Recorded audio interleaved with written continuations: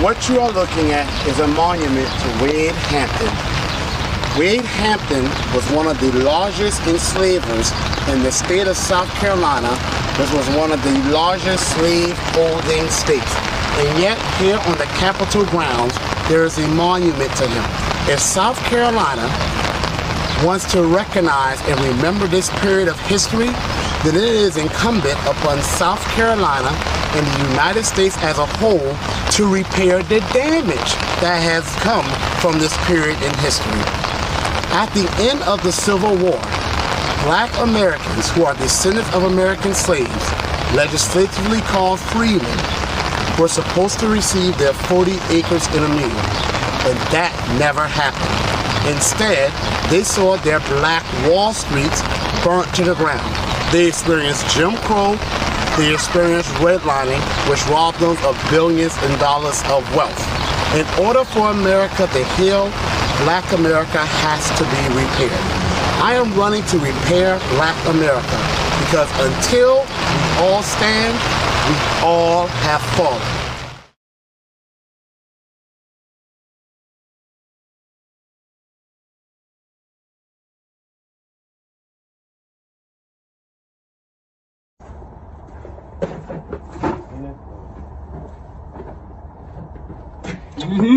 Put my shit back on this fucking porch. Yeah. I saw you when you got out the motherfucking car. You tried it. Put my shit back on this motherfucking porch. Sure. You done lost your motherfucking mind. You done come up on my shit and took my shit. You got it. You lucky. You got it. You lucky. You got it. Motherfucker. You see this motherfucker just tried to take the package off the porch? Yeah. Right in front of me like the motherfucker window ain't open. Camera. Like I'm not sitting there watching your stupid ass.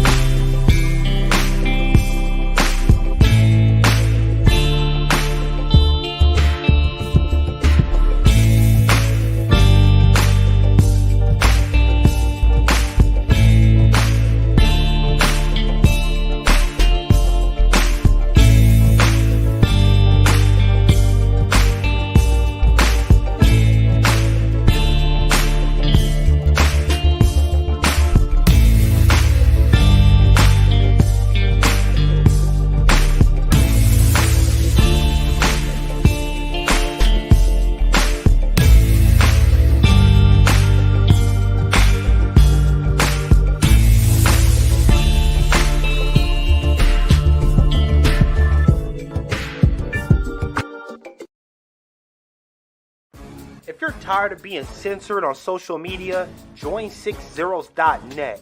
It's black owned, black operated, and black moderated. And we make sure it stays a safe space for us to talk about all things black culture. We also got some cool gear like the FDM cotton crew neck, the Fearless Ancestors tee, hats, and more.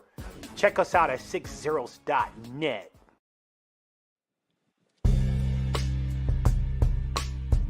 Hey girl, why are you so sad? I just got banned from Twitter again.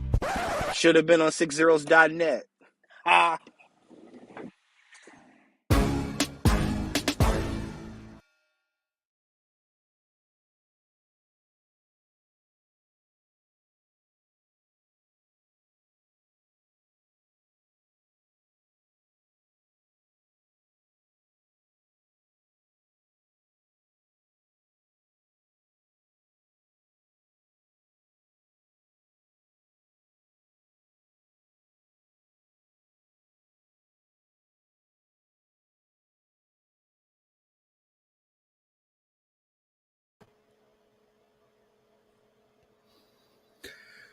All right.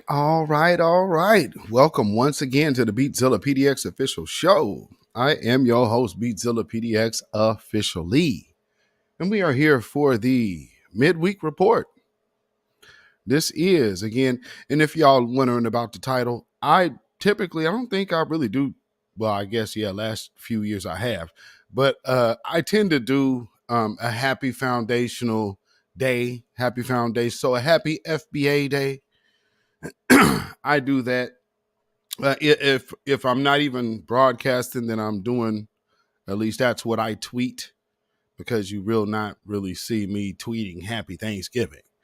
Now, shout out to those of you who do celebrate it, and whatever you do celebrate or don't, that's fine and dandy.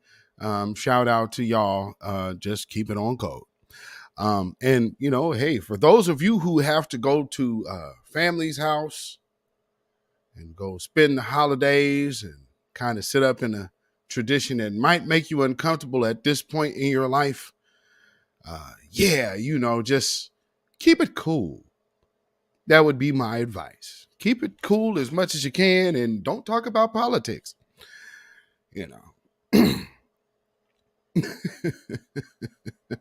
I'm just saying. And trust me, the Kyrie conversation and the Kanye conversation is going to segue into politics. So take my advice and sidestep that. You understand what I'm saying? Because, it's important. If you are able to foresee issues, and you can say, okay, well, this is how I go ahead and remove myself from this situation. Then, hey, discernment and perception. Boy, those can, discernment can take you a long way, can't it? So with that being said, let me go ahead and shout out everybody in the chat, and shout out everybody who's watching that's like not in the chat right now. Shout out to you too. Judah Queen in the house. Welcome. Brandon Cruz sings. What is going on, my brother? Torian Rain Reloaded. And as you can see, I have modded up Torian Rain Reloaded because I'm doing things differently from here on out. So those who you see this close to me will only be those who have something to lose.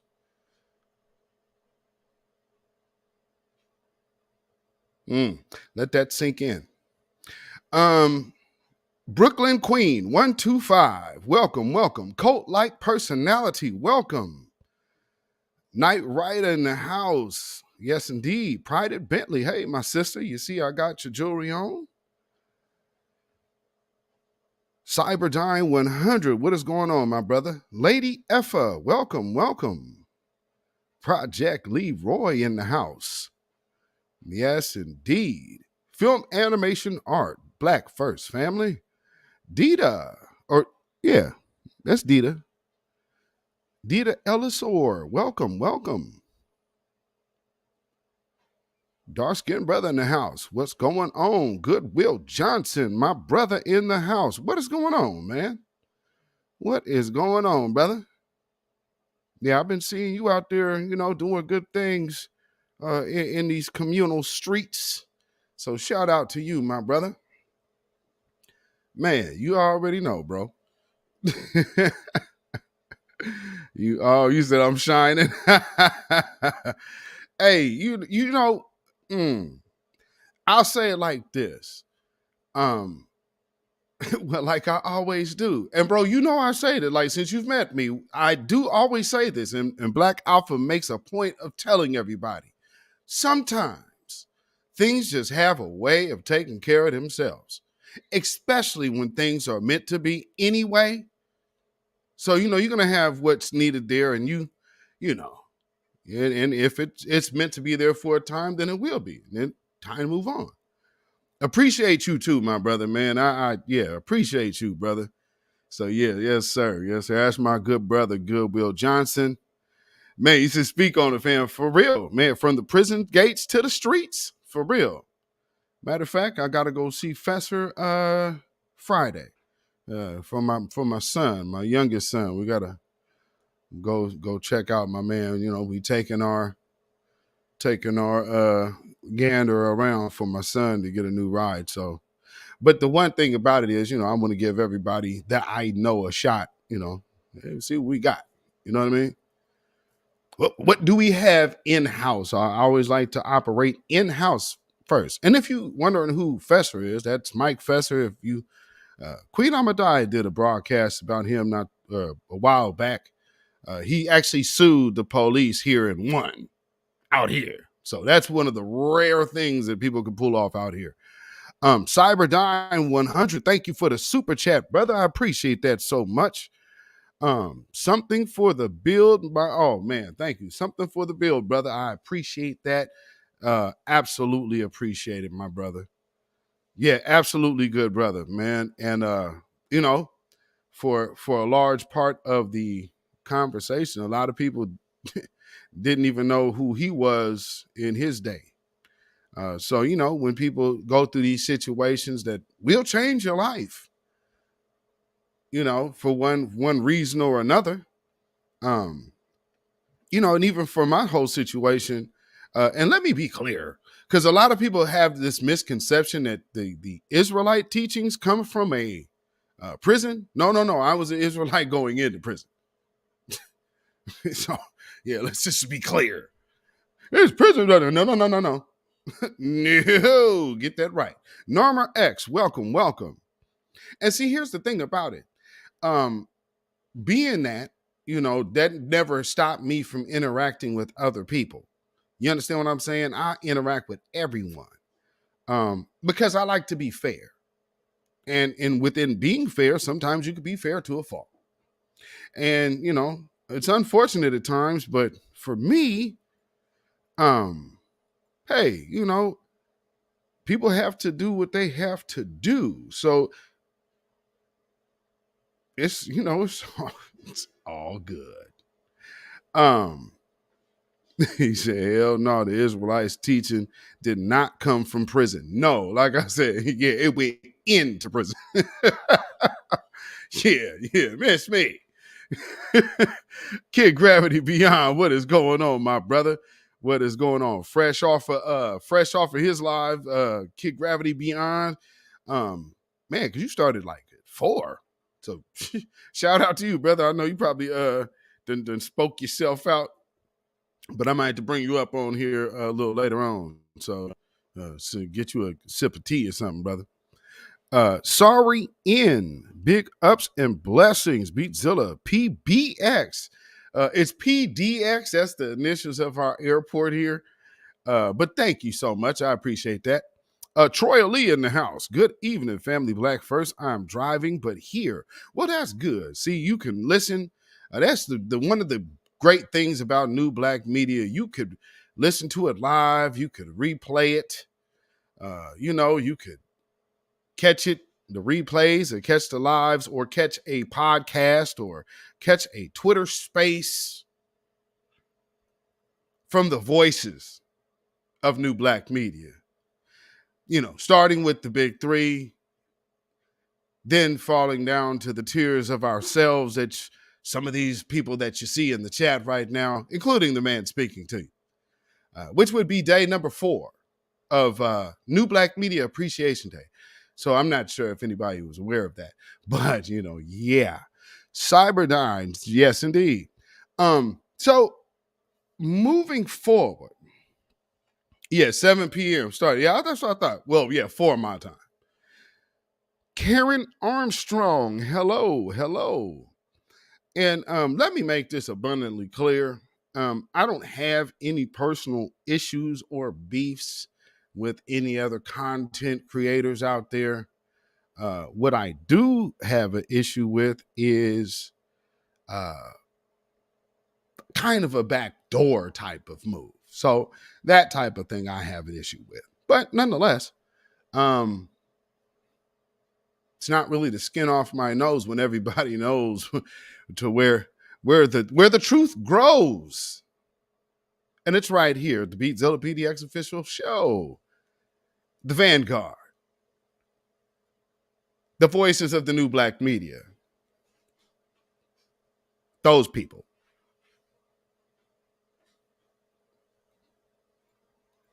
The official certified ones. Now, I guess there will be a lot of people that, because catching a wave late is sometimes, hey, man, let me go ahead and get on this because, hey, there are people who I remember a few years ago, somebody asked me, Goodwill Johnson. Now, matter of fact, now he just told you about prison, right? Was I talking about this then? Was I not talking about this then?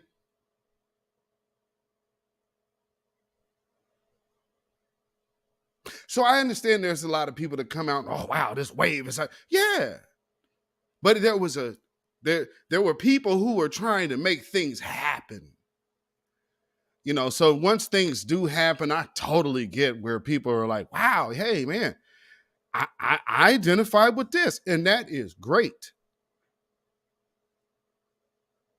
But I will never, ever for the life of me understand anybody who could ever ask me the question,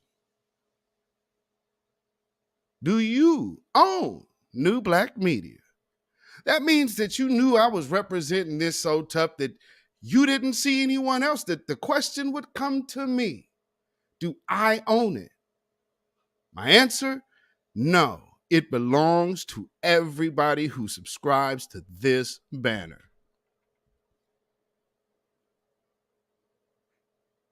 However, I don't understand if you would have to ask me that question, why would anyone else come over and be represented in that boat? That just doesn't make any sense. But, damn, Dorinda's sexy coffee is a beast, ain't it, family? So with that being said, I just said it. So, moving along with tonight's broadcast. I'm sure that people are waiting to get to theirs. So I don't have, like I said, I don't have any beef. Good luck.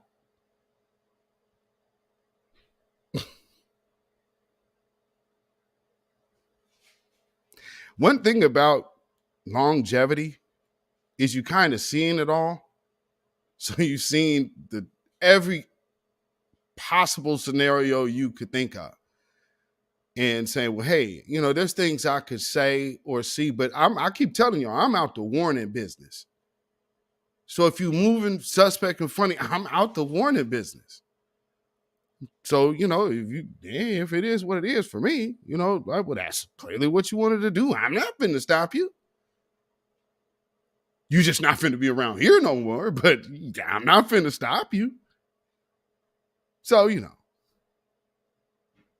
I think I've said enough about that. So I guess I'll expect about 4 or 5 numbers to drop off.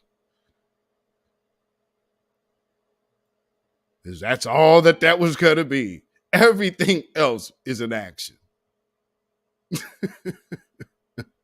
Like I said, the door will be closing. Boy. You said, good. Hey, man, you know, and before 2018,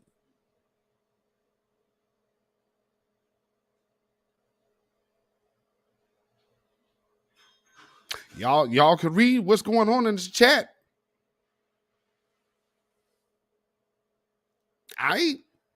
So, Miriam, hey, my sister, how are you? Welcome.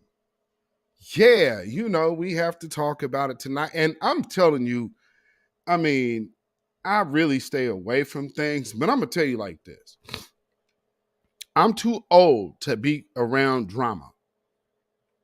And anyone around my age that finds themselves around drama more than, I would say, 2 or 3 times in a year, and that's too much.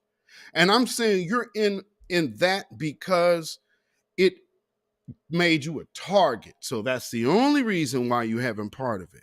But if somebody is involving you in your name or anything like this in something all the damn time, then someone has to stop and start looking at themselves. One thing that I keep saying to everybody, if you don't want to have any trouble, the best thing for you to do is just not be there. But if it's so important to take part, always remember, see, again, over here with the voices, the real true certified voices of the new black media, we actually tell you what's going on, and we also tell you what's going to happen. But then we also coin phrases.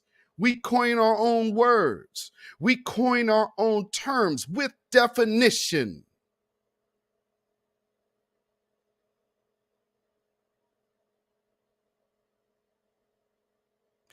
Other people can just low-key watch and steal content.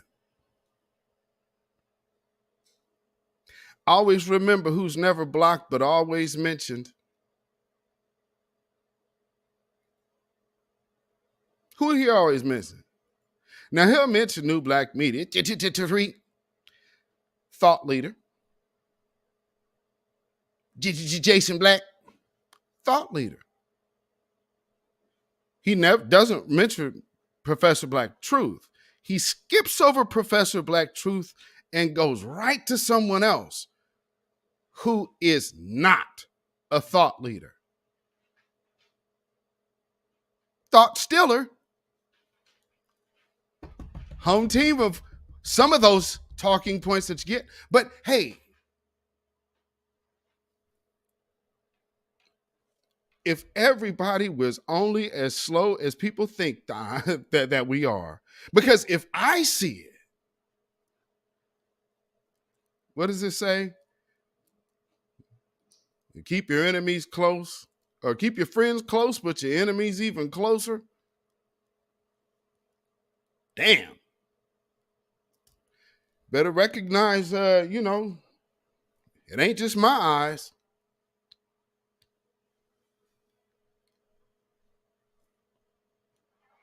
Woo, this is going to be a long one for somebody. Oh, not me. Not me. Ooh-wee. Oh, by the way, I'm beatzillapdx. I'm the asshole of new black media, also known as the Hammer.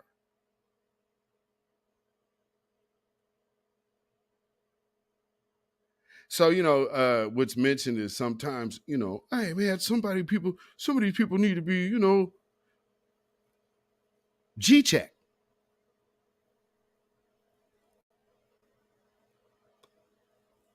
It's never good. And one thing that I will say, see, all G-checking ain't how you think it is. Some G-checking comes in form of just simply staying true to the code. This way people know, oh yeah, see, people will show up and have each other's back.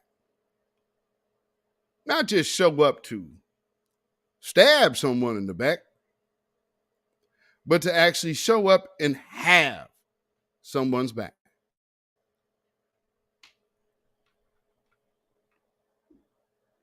Shout out to a fellow camp, and for the all intents and purposes, all camps don't necessarily get along, if you didn't know. But one thing to say, there was actually 2 camps out here. It just wasn't IUIC. I believe I seen IUSPK out there too.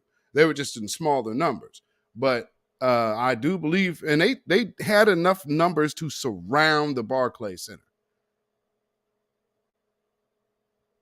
I heard it was a full circle around the Barclay Center. You understand? They organized very quick. And again, one of the things, notice how they did it. Off script, offline. But that many people are on code. See, I understand how a lot of these people will see the world and they see things. Like, this is what I see. So this internet life will get you messed up out here. Because this is what you see until you actually really live it. And then you really see it for what it is and like, damn, oh, okay, it's bigger than I thought. These are just, oh, okay, now I got it. But, typically then it's like, okay, it's too late.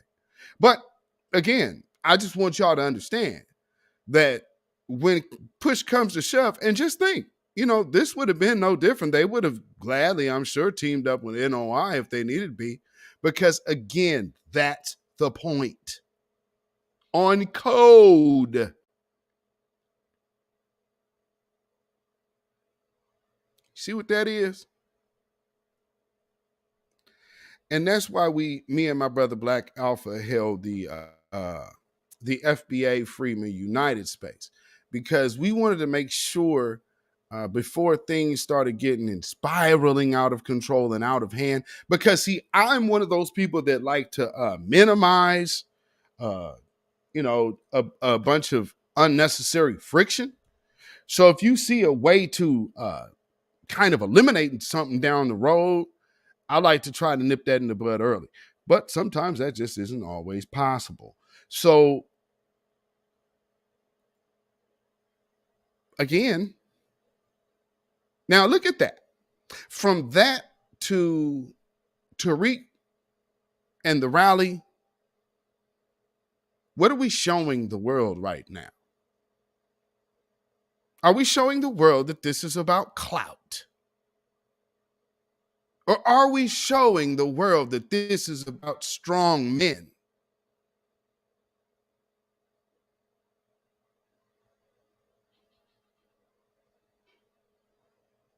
Snoopy. Cult-like personality, shout out to you. Absolutely. Thank you so much for the super chat. Let me get that. Come on now. There we go. Let me get that on the screen. Cult-like personality says Shannon Sharp want to walk your plantation talk back.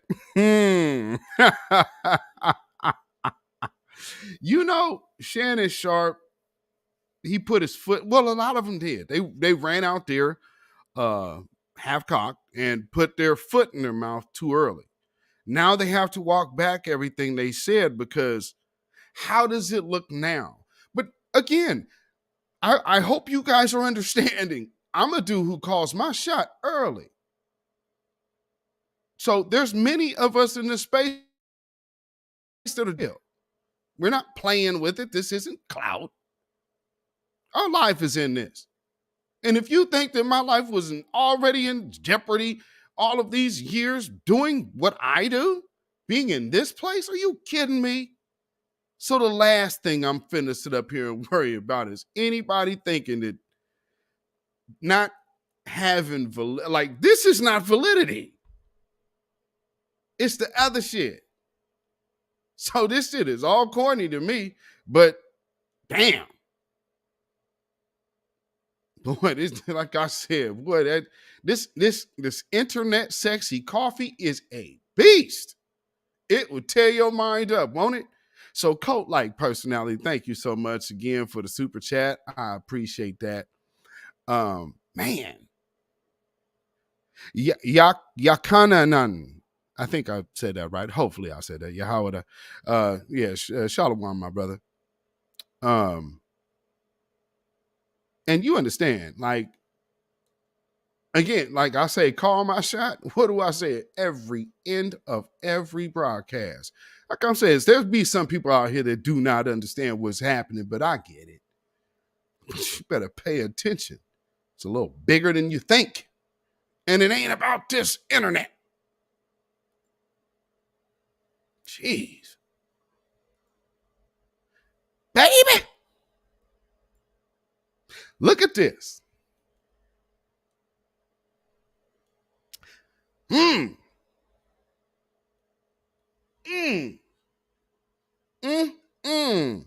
The Washington Post, for all you people who can read.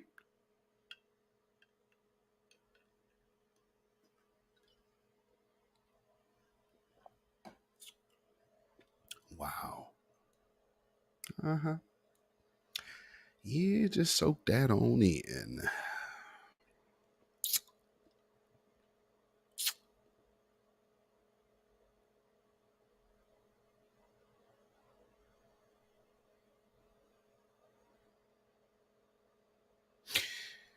Whoops.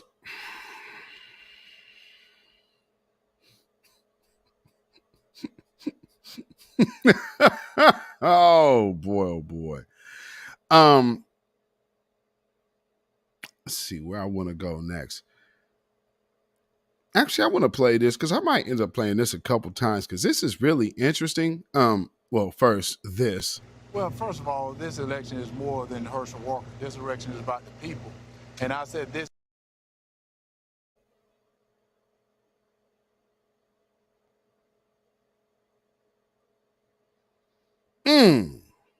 All right. And Warnock is having a runoff with that dude. You know how bad of a candidate you are? I mean, political career over. Yeah, count him out. But check out what something that's very interesting Kanye had to say. I'm not really certain what he is doing, but because he's over here meeting with this real right wing, one of them real like super duper white supremacist Christian dudes. It's like, what you doing? But nonetheless, broken clock can still be right twice a day. And for that person that was in my chat saying, yeah, no. See, here's the difference. Did you see the brothers, the Akiam out there at the Barclays Center? Those are the brothers. This nigga is crazy. I went from being a multi-billionaire to not being able to use my Apple Pay. 4 nights ago, I couldn't use my Apple Pay because somehow Adidas was able to legally go in and freeze my money. And when I see this, I think, well, if this could happen to me, this could happen to other Americans. And for what? You know, this can happen to an American that didn't even steal anything, that didn't even hurt anyone. This could just happen to you for saying the wrong idea out loud, for expressing yourself. Jeez, get out. Now, see what he's doing again. Okay, you could tell come to Portland, family. If you really want to know the game on how that is, so I can tell what kind of company he hanging around. He hanging around them good old white supremacists that like are so comfortable within their white supremacy that they have convinced him that they're not racist. Because, we're all just Americans, But yeah, see, here's the one thing you don't understand, Kanye. They always have a place system for you. The hell are you talking about? You see how they doing Chris Brown right now? Rihanna got a whole baby with another man. And they over here, oh, Chris Brown, oh my God, oh, Chris. What? Joe Rogan can sit up here and say, yeah, I walked into the Planet of the Apes. It's all good. All these people, I might get deep because I want to play that Howard Stern shit. Boy, Howard Stern there's a reel of Howard Stern doing foul, just over the top racist stuff. It's all good. And he got the nerve to come out talking about people. Shut up. You shut your punk ass up. While you had that old smiling mammy over there. All these stupid jokes. God, that show was so irritating. I don't know how anybody watch Howard Stern. Well, for me, I'm going to tell you how I am, family. I'm growing up. You know how people... Hey, have you seen this movie? Any black people in it? No? Nope. I mean, you can go back to high school. Shit, you can go back to middle school. Paying for no money. Man, you kidding? No, I went to go see School Days. We had to go see, because, you know, this is how they did us back in the day. We had to go to the theater that, like, it's the old historic theater, or, well, now it is, but, you know, it's the old theater that it's not playing current movies. But, for one night in their big room, they're going to play this black movie, because every black movie in Portland, for some reason, they thought was going to garner violence. So we had to go down to the Guild to go see Do the Right Thing and House Party. Do you know they was talking, man, when about violence going to break out at House Party? I guess I'm dating myself, because, yes, I did go see House Party in the theater. But, I mean, House Party. You think violence is going to happen here? And then they put Mississippi Burning at Loews Cinemas. That's like right at the mall. Rest in peace, Michael. Boy, when them young boys came out, it was like 13. They came out hot. And if y'all can remember, there was a time when people was getting packed out after Mississippi Burning. It wasn't as bad as Time to Kill, but there were some incidents at Time to Kill too, but it wasn't as bad. Mississippi Burning, boy. Mississippi Burning had cats walking out the thing. I think that's when white folks really went on alert. Like, hold on. Because them brothers came out like, and it's young kids, not old folk. It's young kids. These kids was like 13. They went and beat this dude they beat him blind and deaf. I mean, they beat the shit out this white dude, man. 13 years old. He was a grown ass dude. He had nothing for him. And you know, I don't condone violence. What I'm saying is the effects, the inner soul, DNA driven effects in these people, in these children. It moved them so much that, boy, they jumped straight on off the porch and went and got them some. And I mean, but it wasn't just happening here. It was happening in multiple places. Like, boy, Mississippi Burning had folks literally burning. Well, it was hopping out there hot in fish grease. Like, first white person they saw, boy, they had to stop playing the movies. So when Time to Kill, when Time to Kill played here, there wasn't no incidents, because the police was sitting up on the, you see the police, they were there. They parked on the sidewalk. So it's like, it wasn't going to jump off. Because there was 2 cop cars on the sidewalk. So yeah, they wasn't letting it pop off at, Mississippi Burning will have you pissed off. I'm telling you, them young brothers came out there with the spirit of the ancestors in their soul, boy. Telling you, the spirit of the ancestors was flowing through their face, boy. They came out like, wait a minute. It's like, I guess y'all must have been Maroons.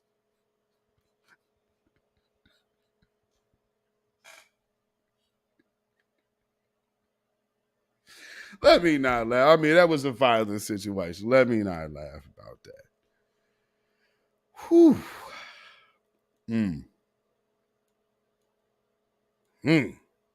And see, that's Narmek said Black Panther was that movie for me. Really changed how I saw the world. Or very least it was broke the change for me.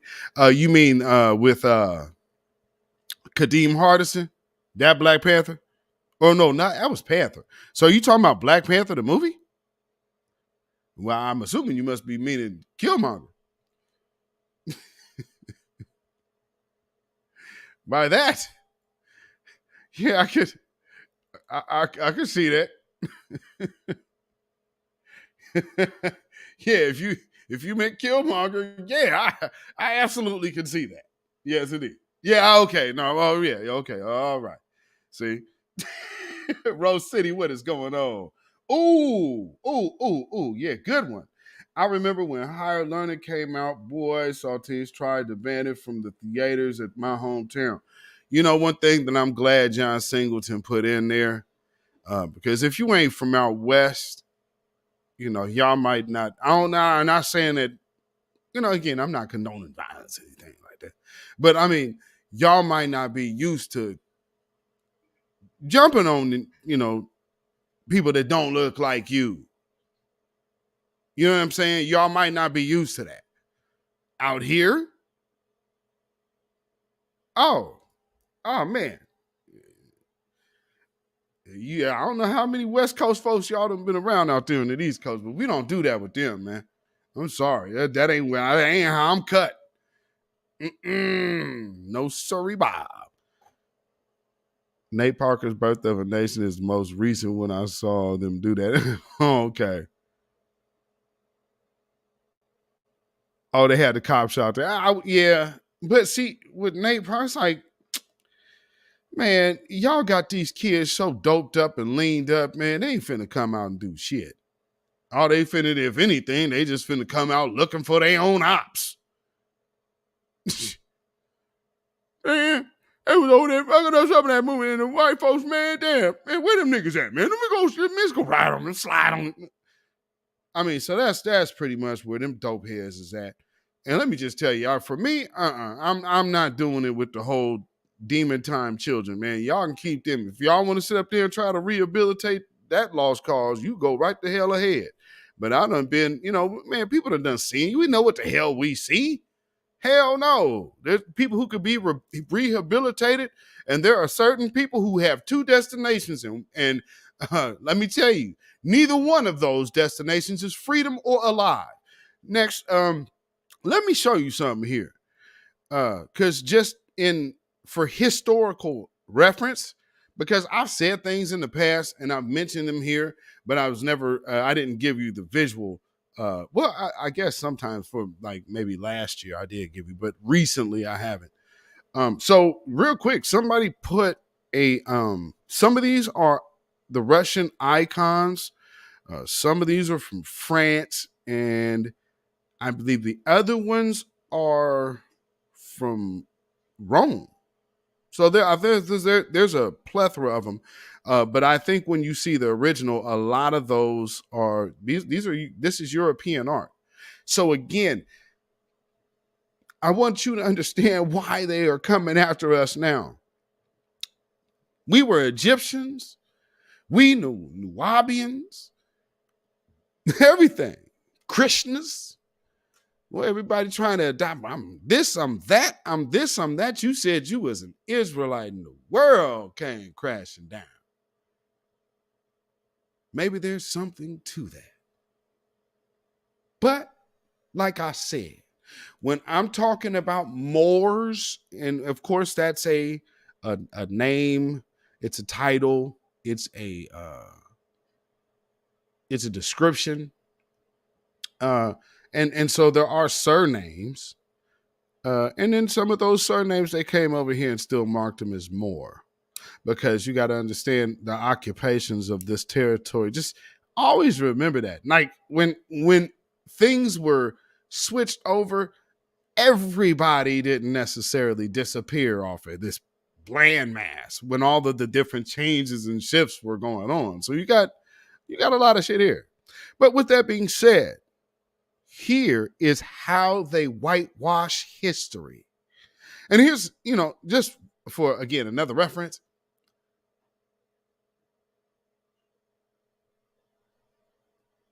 I don't charge for stuff like this.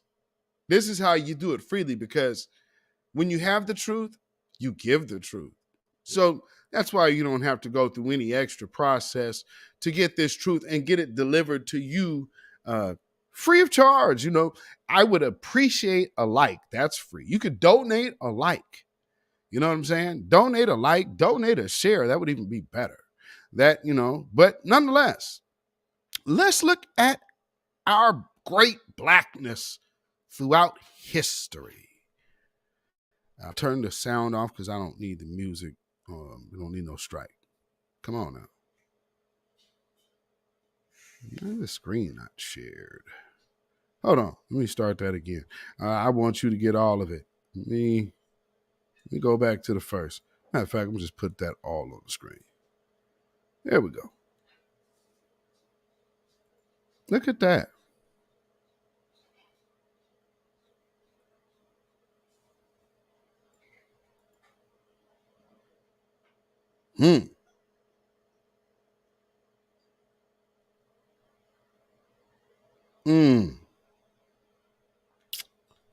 Yeah. That creative license thing. Yeah, man, Oh man, what did black people really ever do, man? I mean, wow, man, you guys act like blacks did everything, man. Wow. Well, then why did you go through the hassle of painting over our images?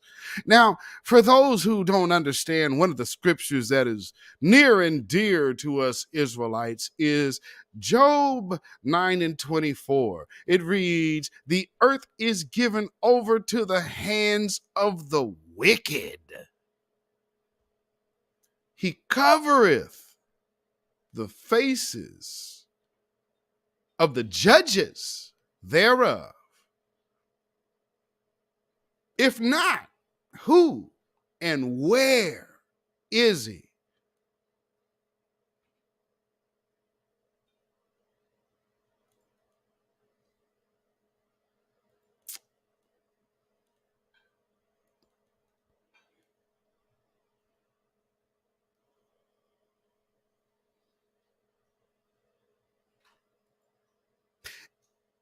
And just to think, people called us stupid when could just simply tell you, I know better than to fool with certain things from certain people. Vlav Trabia, I see in the house. But you see this right here? Yeah, that's how you know. You should know better. Oh, and then you'll see things like this. Look at that. The New York governor signs anti-hate crime bill days after synagogue attack.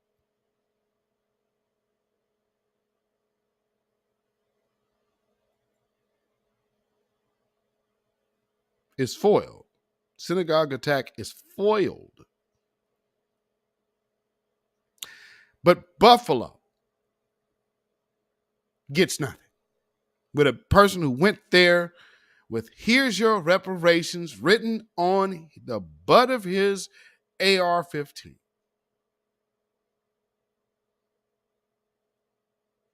Huh. Okay. Be Real 777 heavy broadcast. Thank you. This is just and again, like with the whole Stacey Abrams thing, and now you got Raphael Warnock, and you have you have people that pop out there with certain agendas that are sent to infiltrate certain spaces, and you have the silverbacks out here that say, "Hey, don't misgender me or I'll sue you." And I'm so bold with that. And what I'm saying, I will say this to a career-long judge. I mean, does anybody really take that into consideration that this nut actually said that to Judge Joe Brown? Judge Joe Brown, I'll sue you.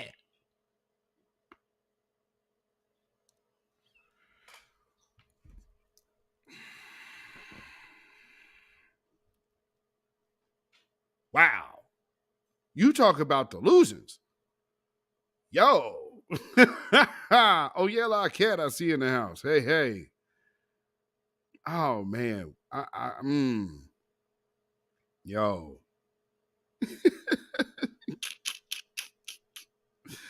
Yeah. Saw Sony 81. Hey, hey. Peace, family. Tori and Ray said they sabotaged. Yeah, they totally sabotaged Nate Parker. And I mean, because they didn't want that energy. And again, clearly they don't, because again, when we talk about the importance of having our FBA freedmen actors playing parts of historical figures, oh, but it doesn't mean it. No, they're not. Now, when you talk about their people, oh, no. Okay, then. Can't have it both ways. Now here's the other part of why I titled this broadcast like this.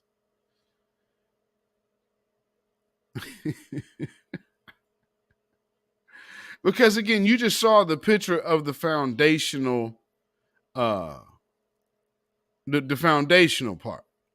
I mean, shoot, we the foundation of the planet. But y'all remember that these dudes will always come out. And again, a lot of these people, I'm not knocking you. If you celebrate Thanksgiving, cool. But what we do around here is we celebrate ourselves, because this, of course, is their holiday. And of course, it actually commemorates a slaughter of our native folks, which are us and others, mainly us. Because here's a whole nother thing they don't teach y'all in school, is all of the slaughtering that they did before they finally got that late in life deal in the early 80s with the government.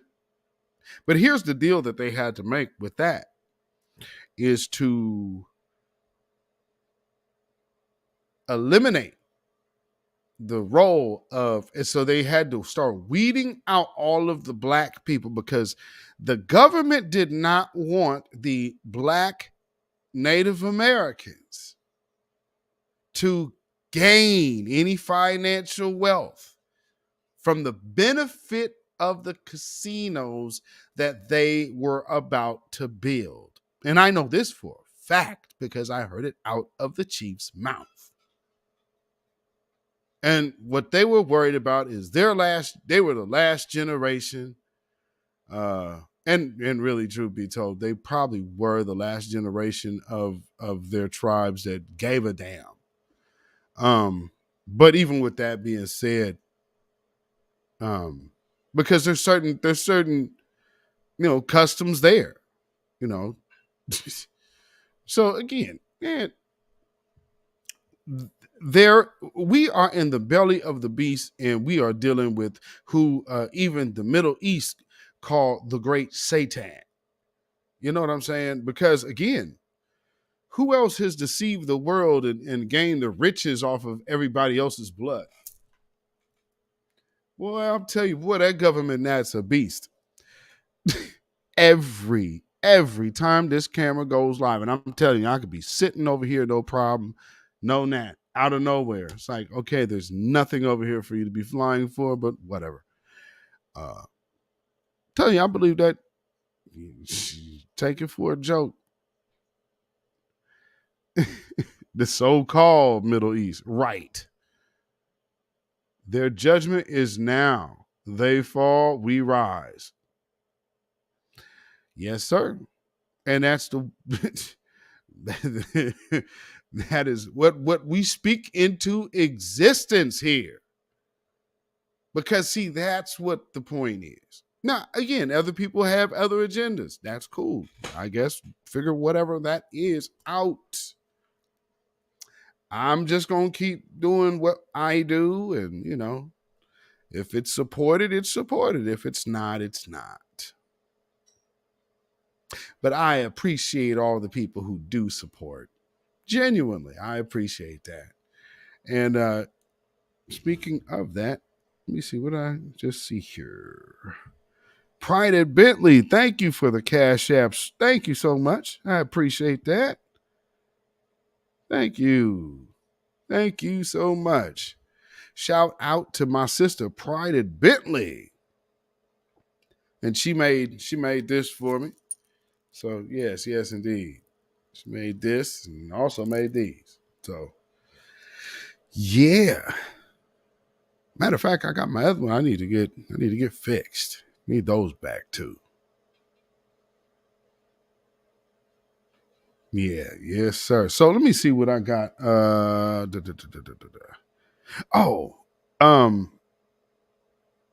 know. Did y'all see the exchange with what that woman name is? Shay Pierre or whatever her name. Jean Pierre. Shay Jean Pierre. He said, check my DM. Check this out, fam. Only third grade question. You're not being mean. Go ahead, Jeremy. Stop being disrespectful. You ask your question, you should allow her to answer the question. Jeremy, She asked a valid it's Jeremy. question, Dr. Fauci, on the origin of COVID-19. It is not your turn. It is not your turn. You can't on the same people. That's the thing. You can't read a press briefing. You need to call from people across the room. She has a valid question. She's asked about the origin of COVID-19. I hear the question. And Dr. Fauci is the best person to answer I hear your question, but we're not doing this the way you want it. This is a disrespectful. It is. I'm done. Simon, I'm done. Simon, I'm done. I'm done with you right now. Go ahead. Go ahead. Go ahead. You're taking time away from your colleague.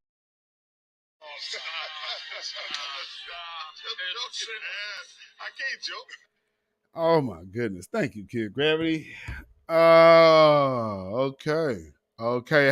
Man, first off, that exchange was just crazy. I mean, this is the White House press. I mean, really? But again, she's been having I get, and it's so funny too. And it starts with her and I guess the Africans out there, like with the African reporters, because she's always dissing them. Now, what's so funny is I've kind of seen how things like that played out before. So it's like when I was up in Canada, it was like, oh yeah, y'all ain't really rocking with each other like this. Man, only in America do people try to pass off that diaspora bullshit. I mean, because trust me, not everybody rock with you, but there are people who do. And so there are areas that be like, okay, we rock with y'all. But trust me, you're going to come across some folks that don't. So we can't just be willy-nilly and not properly identified like, yeah, y'all know y'all don't rock with us. You know how some people just be around you but don't really rock with you? Like, man, I love New Black Media now. I'm just going to sit back and wait, though. Stud Pierre. Now that I see people getting shut down, let me go ahead and come get some of this. We're going to get some of this credit with y'all. So, as y'all know, we have had a shooting, a mass deletion at an alternative lifestyle club, an LGBTQ club. Interesting thing about this, because they immediately classified it as a hate crime. So they wasted no time to say, oh, this is a hate crime. Boy, they was all talking about Patron Gendrich. We still looking to figure out a motive. What? And with Patron Gendron's gun, you're trying to say that you needed to figure out a motive? How about the big NIGGER on the side of the weapon? How about that part? But we got to figure out a motive. When his gun said, the hell is you talking about? Mind you, Buffalo, New York. There's a foiled plot at a synagogue. Hate crime. No study. No has to go before this. No has to go before that. No, that we cannot do it for a specific group only. No. Hate crime. Done. Bam. But nonetheless, we have another shooter, and I just want you to see something, family. This is something that you guys don't often get a chance to see. Living here in Portland, Oregon, it's an everyday thing. But I'm glad that this happened because most of y'all do not get a chance to witness this type of thing. And I'm telling you, I see this every day. Later on, going to find it's a gay bar. Yeah, right. And I was like, oh my God, is he gay? I was scared. Oh my God, shit, is he gay? And he's not gay. So it's well, you guys had conversations about that. You were. Oh yeah, you I was told adamant. him. Yeah, you were adamant that gay is bad. I'm a Mormon. I'm a conservative Republican, and we don't do gay. Gay. We don't do gay. Yeah. I can't get answers from the attorneys really, but they're saying that some of these, it's involving a gay bar or some shit. I don't know. I don't know what the heck you did if you have a gay bar. I don't know what's going on. Well, he's accused of going on a mass shooting at a gay bar and killing 5 people. Well, that's shit. If he's accused of doing that, I'm surprised he's not gay. I don't know, I'd say that, but he's not gay.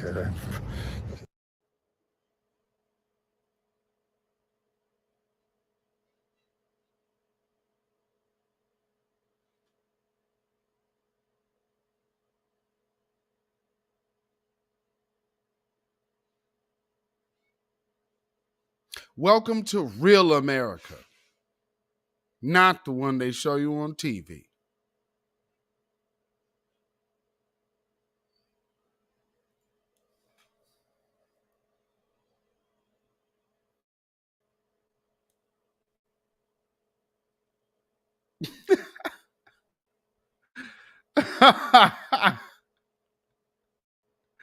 Yikes. How about that? Okay, so family, we have to hear from. Now, again, I would just want to point out this is a gay bar that was shot up by this man, and his father is really concerned about him being gay. You know, it's like, damn, really? Doesn't that sound foreign to you? I mean, because it kind of sounds foreign to me. Your son just shot up a bunch of people at a bar. Well, shit. But it sounds like at least he wasn't gay. Well, shit. Maybe he wasn't gay. That's what I care about. He wasn't gay.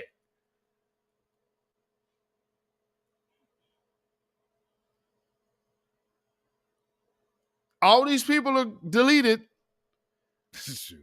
Man, well, I guess that means he wasn't gay. Now, we have to hear about all this homophobia in the Black community. This is harm to the LGBTQ community of the utmost. This dude is totally oblivious to the death. Well, at least my son wasn't gay. Shit. He just deleted a bunch of people, but shit. Well, maybe he wasn't gay.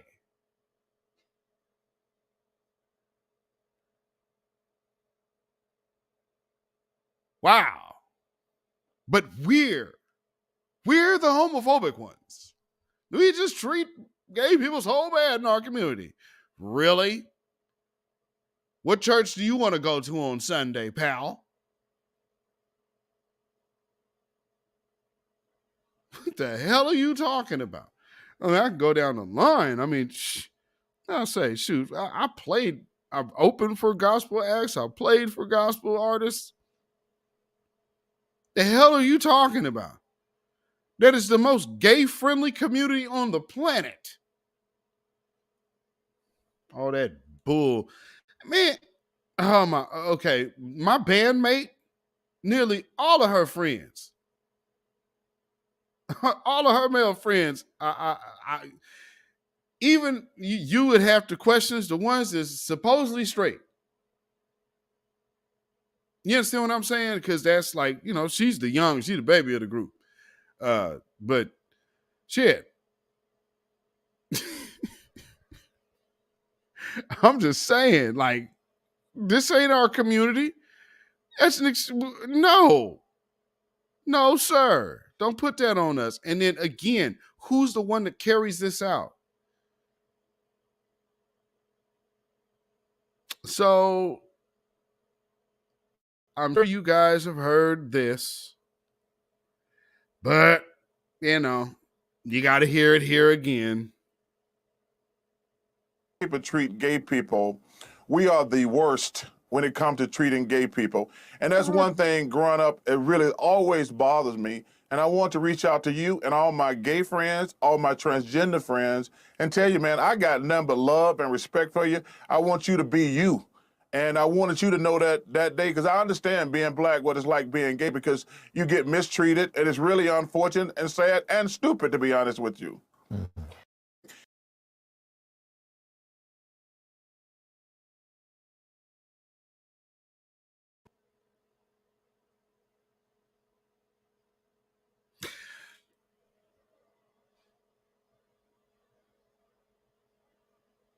Really, dude.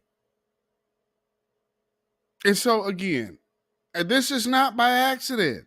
What's so funny though is that little tasty soundbite happened right before this shooting.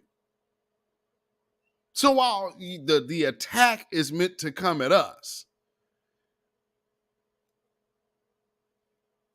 whoops.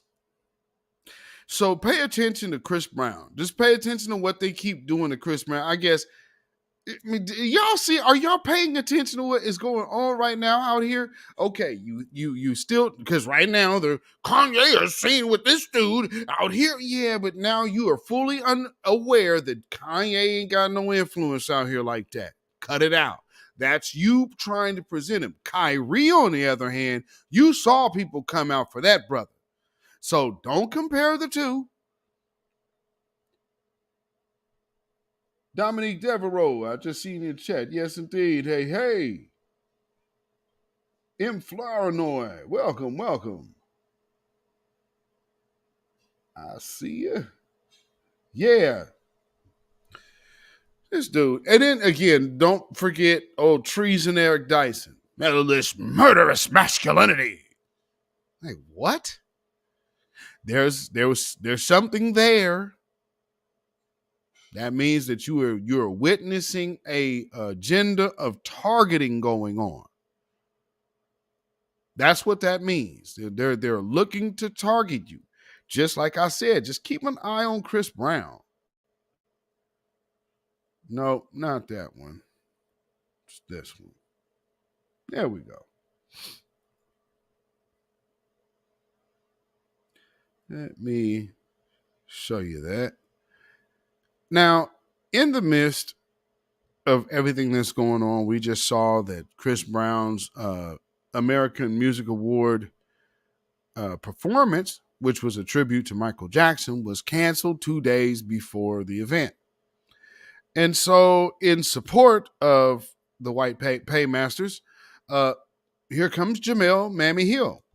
I just feel like I need to remind people that the restraining order Carucci filed against Chris Brown didn't expire until this year. But carry on. Oh, Jamammy. Shout out to Demetria K too. Demetria K, she's a contributor on the on Brother Phil Scott's network. the African Diaspora Network. I kind of wish they would go back to putting the faces on the videos so you know who does the videos over there. But, you know, I enjoy her content as well. Another one of these good sisters that brings some real good heat and insight of her own.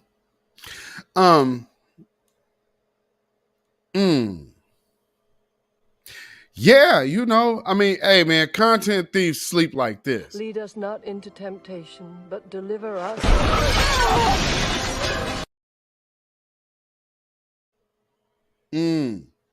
Miss D said, I'm from Detroit. Both Jamel Hill and Eric Dyson bring shame to D. It's so cold in the D.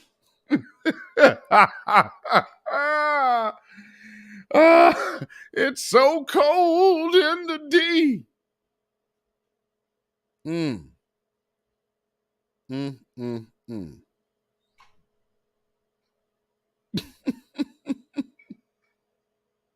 Jamel Hill looks like Diggum the Frog. Not Diggum Smacks.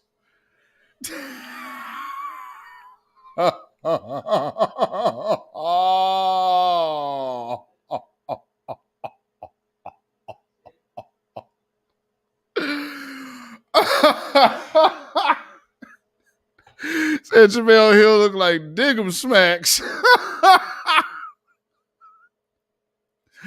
Damn. Oh, man, that is funny. Now, you know something else, while people are praying for Ukraine, I just want you to understand that there's a certain population of Ukrainian citizens that do subscribe to a certain religion, that which some people will kind of blur the lines when it comes down to talking to or against black folks. So when they want to put out their anti-blackness, then it kind of becomes everything. But I just want you to see this. Но на Украине нет фашистов. Каролина, подойди сюда.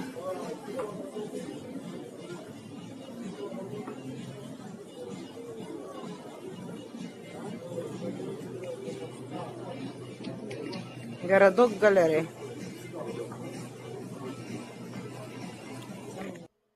Just another day in Ukraine. Nothing to see here. Yep, just another day in the mall in Ukraine. Nothing to see here. Let's go on about your business. Woohoo!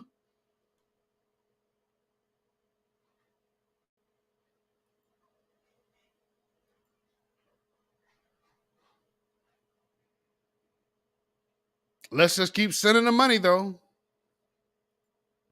Our money. Speaking of sending money.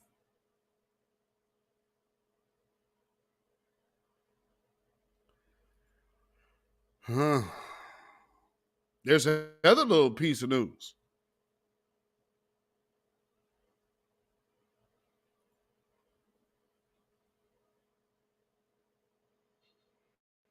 Let me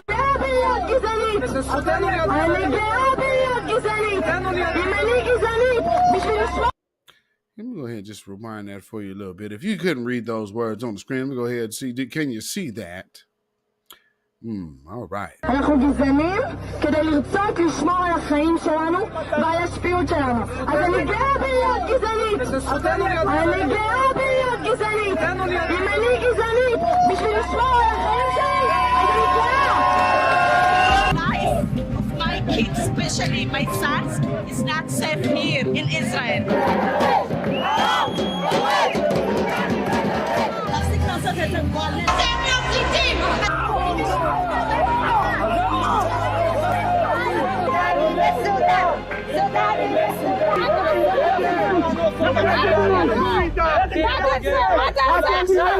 תשים מייקאפ לבן? לא יודע, אני לא יודע, אין לי מושג.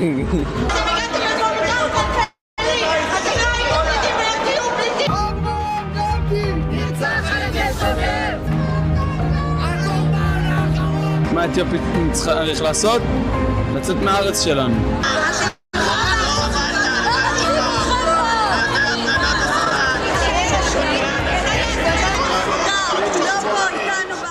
כאשר שוטר פוגש חשוד, מטבע הדברים, המוח שלו חושד בו יותר מאשר הוא היה חושד בו אילו הוא היה מישהו אחר. זה טבעי.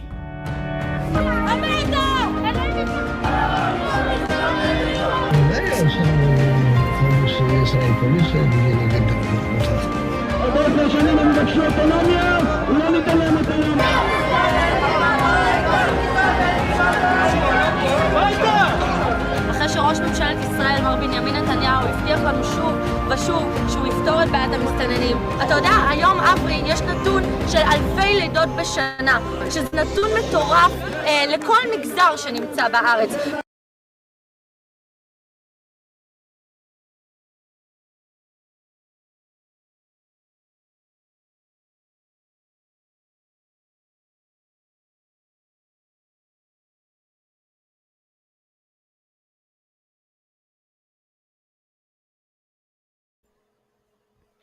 I said, people have some damn nerve, don't they? All it is just white supremacy dressed up as religion.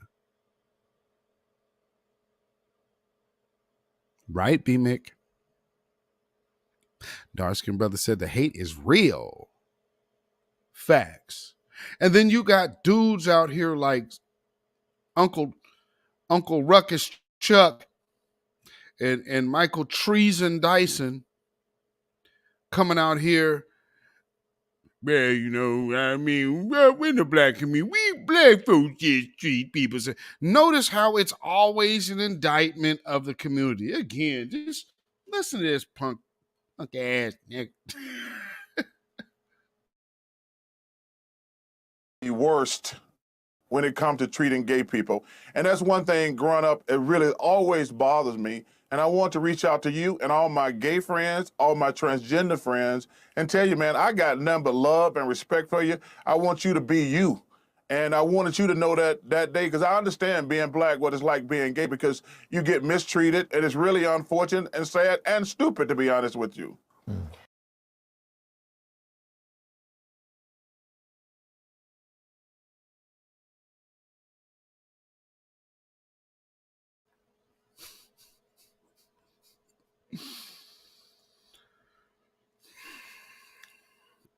Wasn't he saying something about also, wasn't that him saying something about this? When you don't get it for you, you get it for your family now. You just don't worry about yourself now. You got to get it for your family now. That's what you got to do. Wasn't that him? Just sworn that was him too. Yeah, it was him, because he was over there talking about how Kyrie should lose money. Y'all remember that? Damn. Shout out Christopher Ellis. Thank you so much, brother. I appreciate that. Said, when we get on code, the truth cannot remain hidden. We are at war. We have no friends. Shout out to you, Christopher Ellis. You are absolutely correct, my brother. We absolutely do have no friends. Drake Miller in the house. Welcome, welcome. When will the NFL suspend Jerry Jones? He was literally one of those people blocking the school door at the Little Rock 9. Yeah, I just happened to see that picture today. I sure did. Yes. That's crazy, ain't it? Absolutely crazy. Dominique Devereaux says, Charles, I'd rather have no allies if you're who I have to get assistance from when I look to the hills from whence cometh my help. Kid Gravity said, he cheered Zimmerman getting off.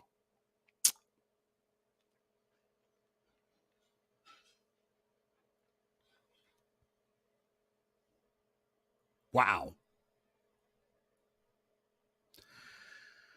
Wow. I'm not really surprised, but bro, You cheering? Damn. That's foul as hell, man. Matter of fact, let me put this. Let me get this in here.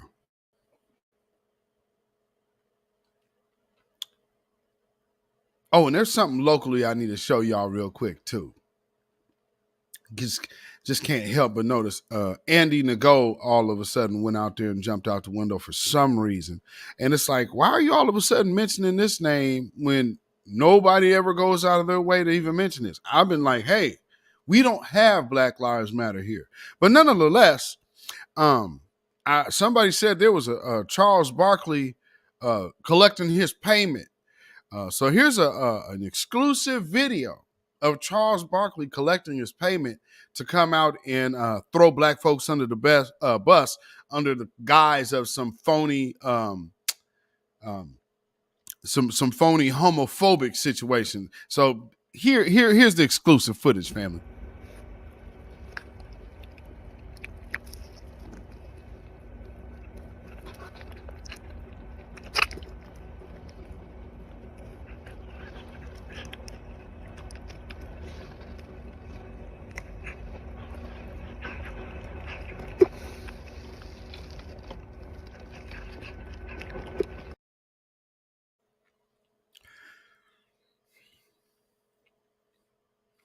He took his biscuits and fruit.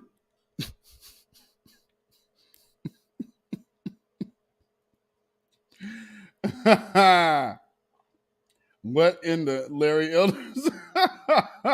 Dinner's ready.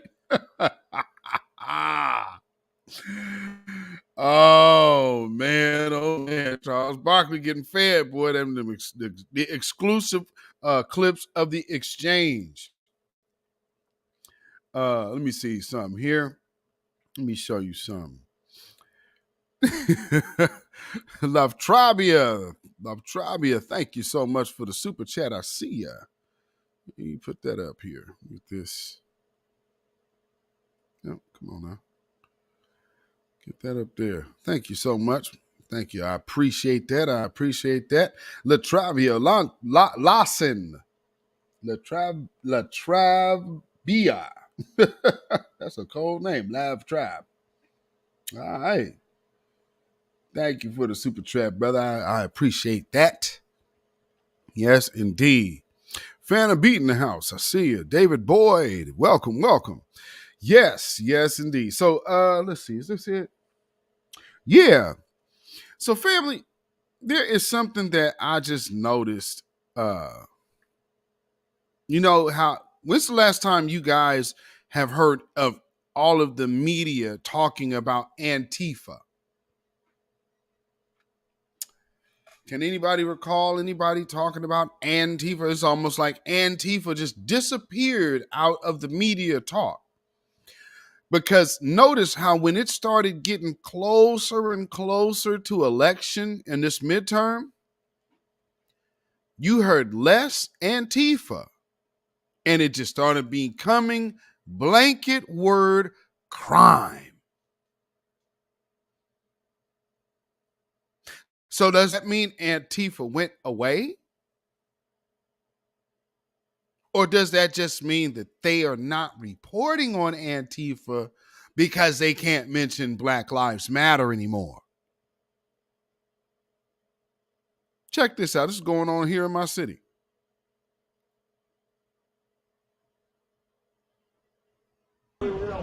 They do anything, we'll arrest them. Let's just go. Whatever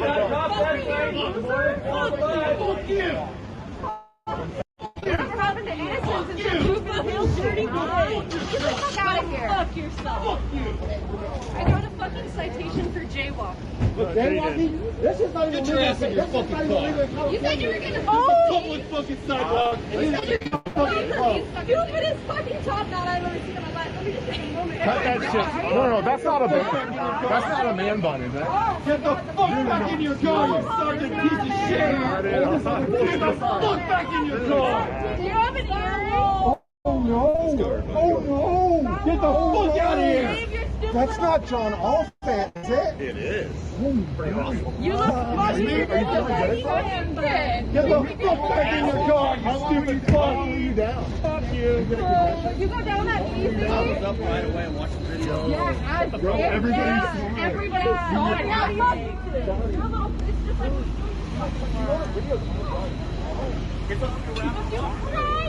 You want to use Ryan? And now you have a... No tactical gear and aggression. Wow. Fuck you, bitch. No, for real. All this shit, thank you. That's a kid. Holy shit. Fuck off, you stupid fuck! Oh my god. Fuck off our street!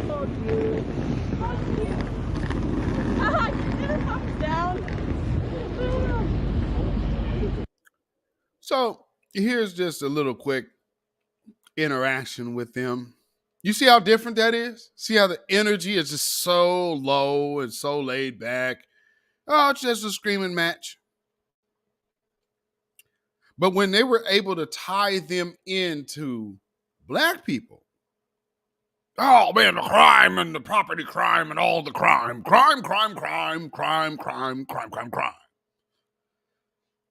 Now we have POSs such as Andy No, or whatever the hell, how you pronounce it. This bastard, he's from here.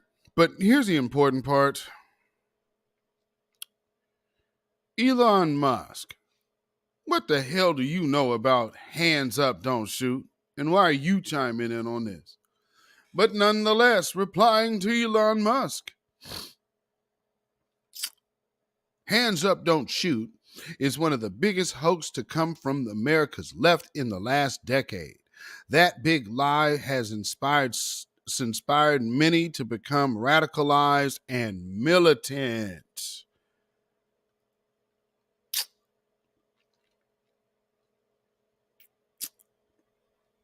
So a lot of you do not know all of what he is talking about is about here.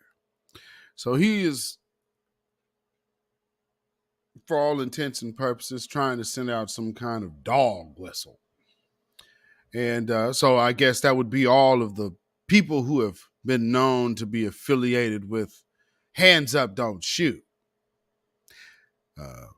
which is led by, and I believe founded by, a friend of mine, Teresa Rayford. So it's kind of interesting that now all of a sudden he's bringing that up. Militant and all of what? But see, it's white folks that are punching on you, Andy. Wasn't that the white boy that punched on you and the other white boys that punched on you down there, and when you were trying to go down there to rally, and then when you try to pull your gun on people? I mean, what are you talking about, dude? See, you always keep trying to find a black villain, and there ain't one. Like, see, Andy No is like one of these pieces of crap that you will see in the city. If he, again, he's one of those that, like, if he sees me, he ain't gonna say shit. He gonna just hope I don't recognize him and keep it pushing. I mean, hell, all of these types be out here. I mean, ain't no mystery. Like Enrique Tarrio and Joey Gibson and Tiny Tuatsi, the Samoan white supremacists. Ain't shit to me. But I mean, you know what they are. But I mean, yeah, you know, they know what it is out here. That's why they take all that aggression out elsewhere, because y'all ain't used to that. It's like, yeah, we see what y'all, yeah, go ahead and rah it up over there at that bar. You bring that shit up off that curb, that's your ass.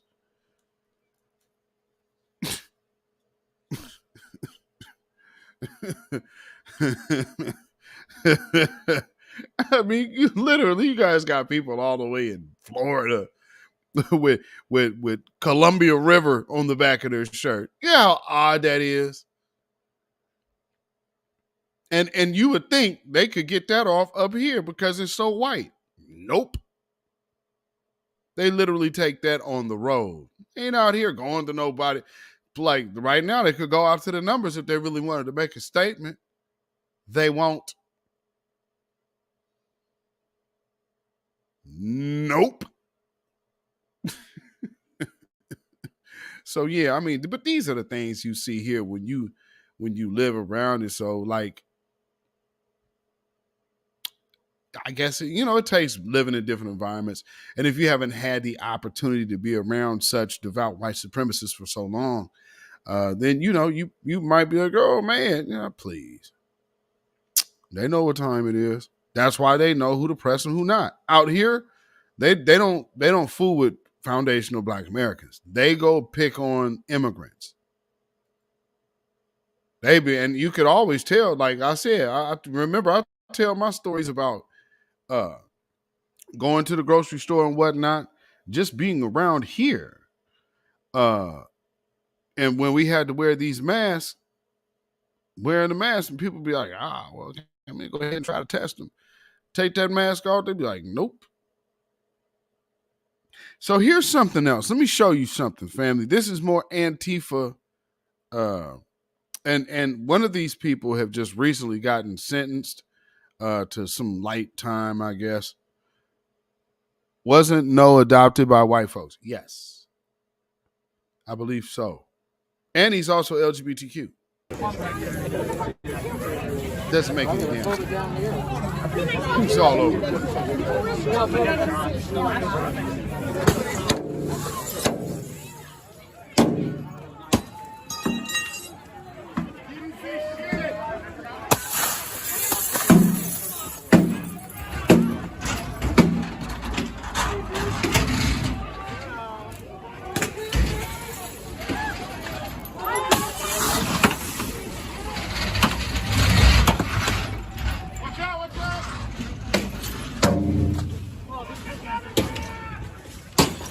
This is the Democrat Party building.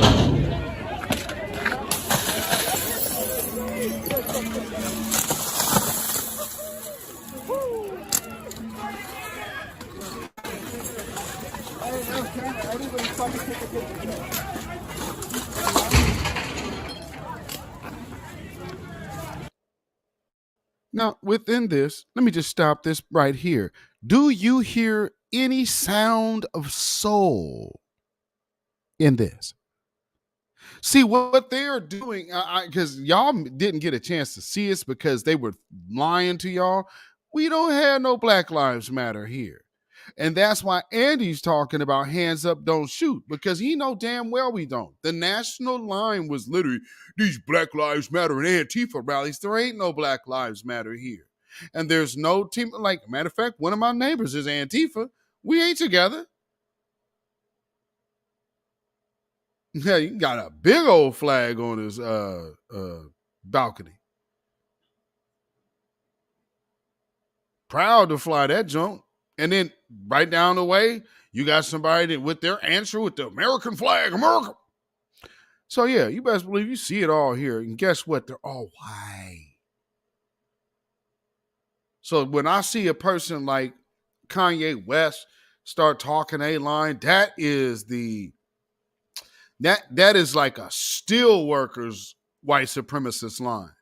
Like, yeah, you could go ahead and come over here and work with us. You might have to get used to a little bit of off-color jokes, or better yet, they might be colored.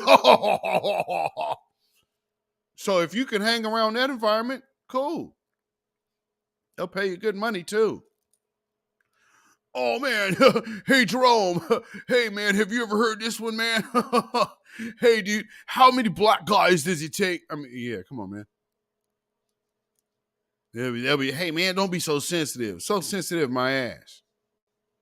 Hey, white America, pay reparations. Don't be so sensitive. Right? Yes. Pay reparations now. Let the government pay us, and let everybody else who needs to pay, like these insurance companies and universities. Yes, let them kick in. Certainly so. There should be no major sports teams. See, here's another thing about these sports teams that maybe we need to pay attention to as well. with all of this and all of this industry that has happened,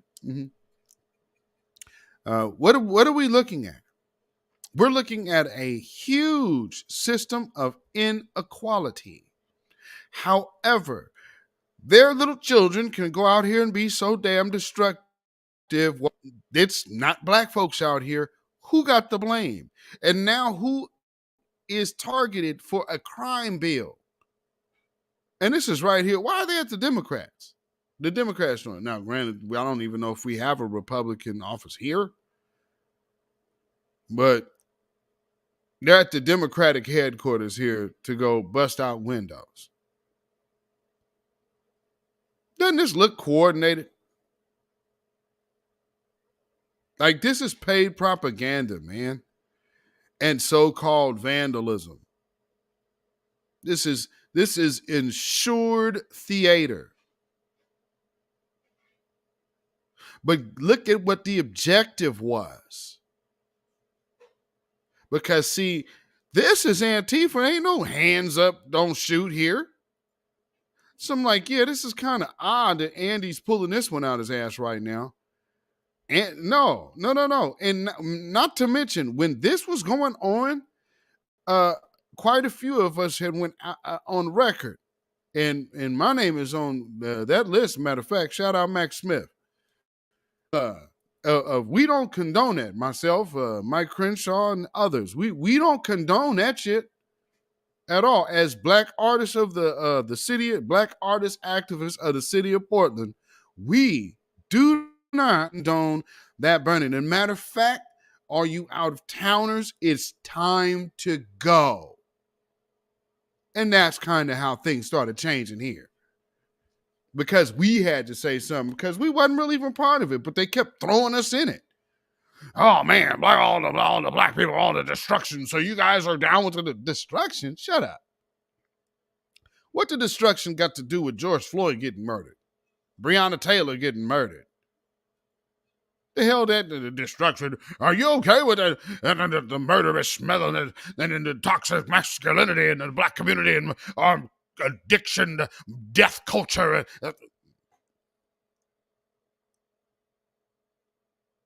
Now, how is Michael Eric Dyson sounding just like a white supremacist?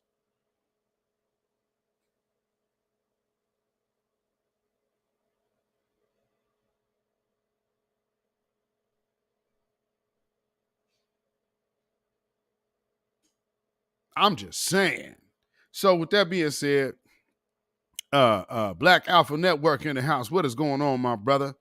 I'm gonna go ahead and take a brief little break, and then I'm gonna go ahead and put the link in the chat and see if my brothers want to come chime in on this real quick before we get on out of here. So let me see where we at here. Okay, so we are going to take a quick little break. Oh, by the way, again, I'll do this too. So if you did not know, 6 Zeros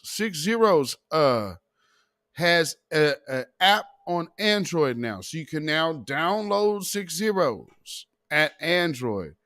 And me and the brother are talking about coming on there. So look for something in the future. Also as well with my brothers here, as we can further coordinate. There's something that we have on the horizon that should be a nice big thing, but we will wait to announce it until we got that in stone. But nonetheless, we shall be right back.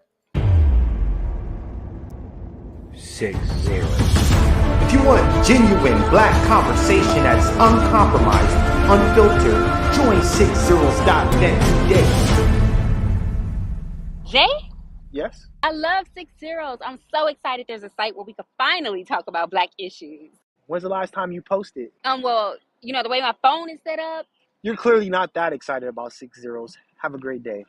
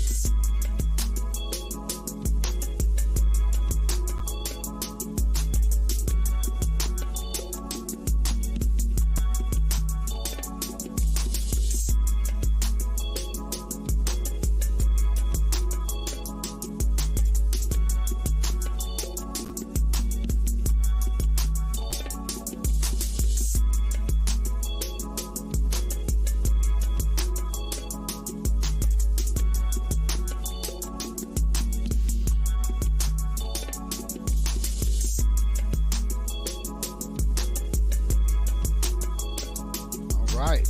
We are back.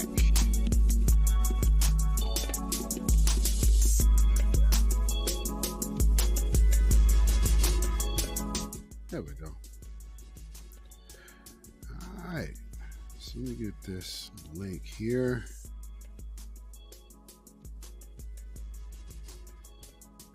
All right.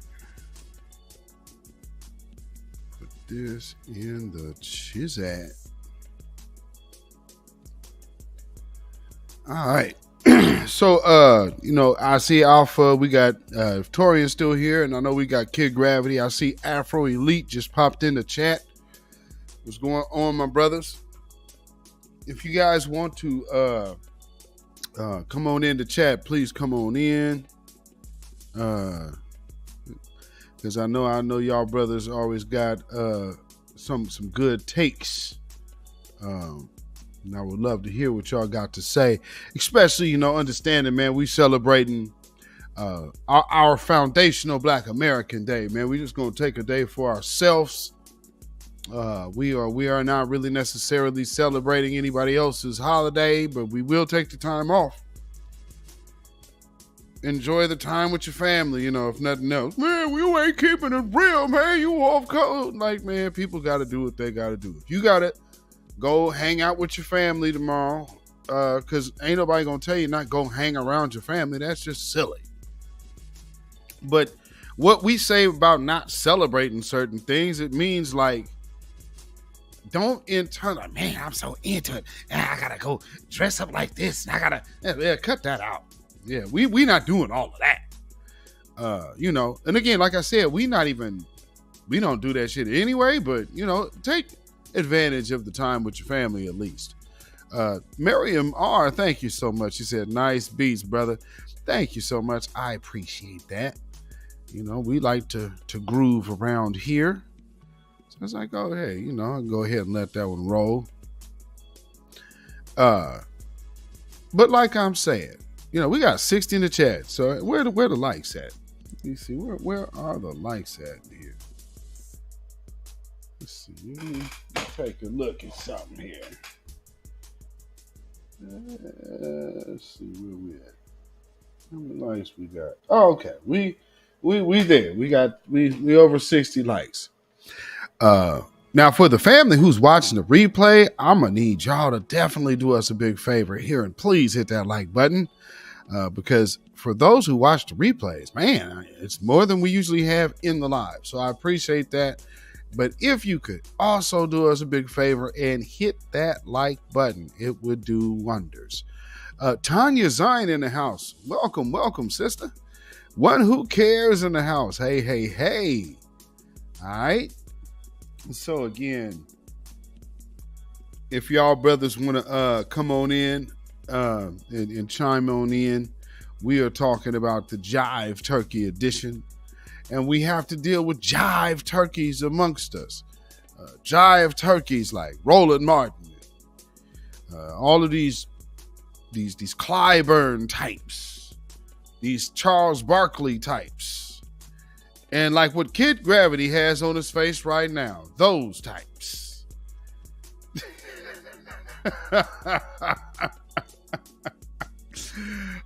Kid Gravity in the house. What is going on, my brother?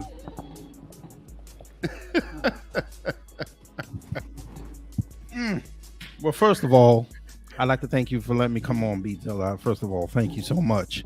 Yes, sir. Yes, sir. I have to represent for the fine people of Georgia because I'm one of them.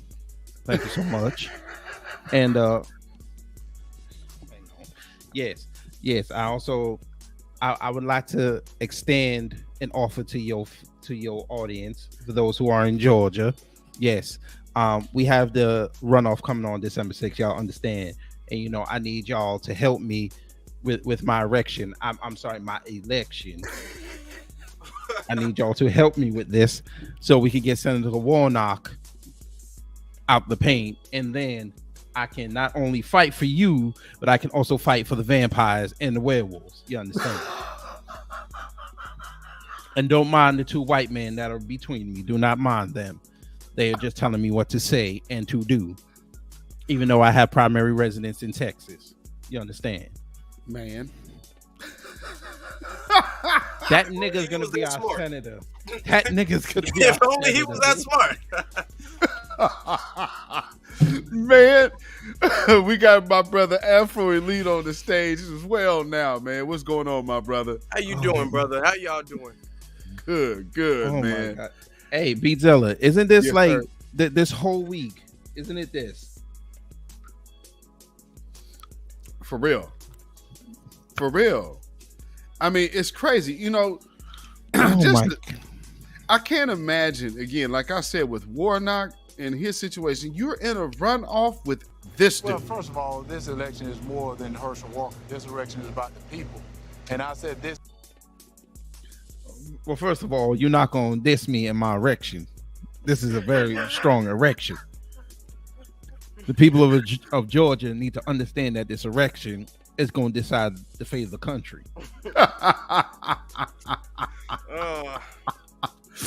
Oh man! So Afro Elite, what you got to say about this, brother? I got to say this is very interesting, and this goes to show exactly what we've been saying is true.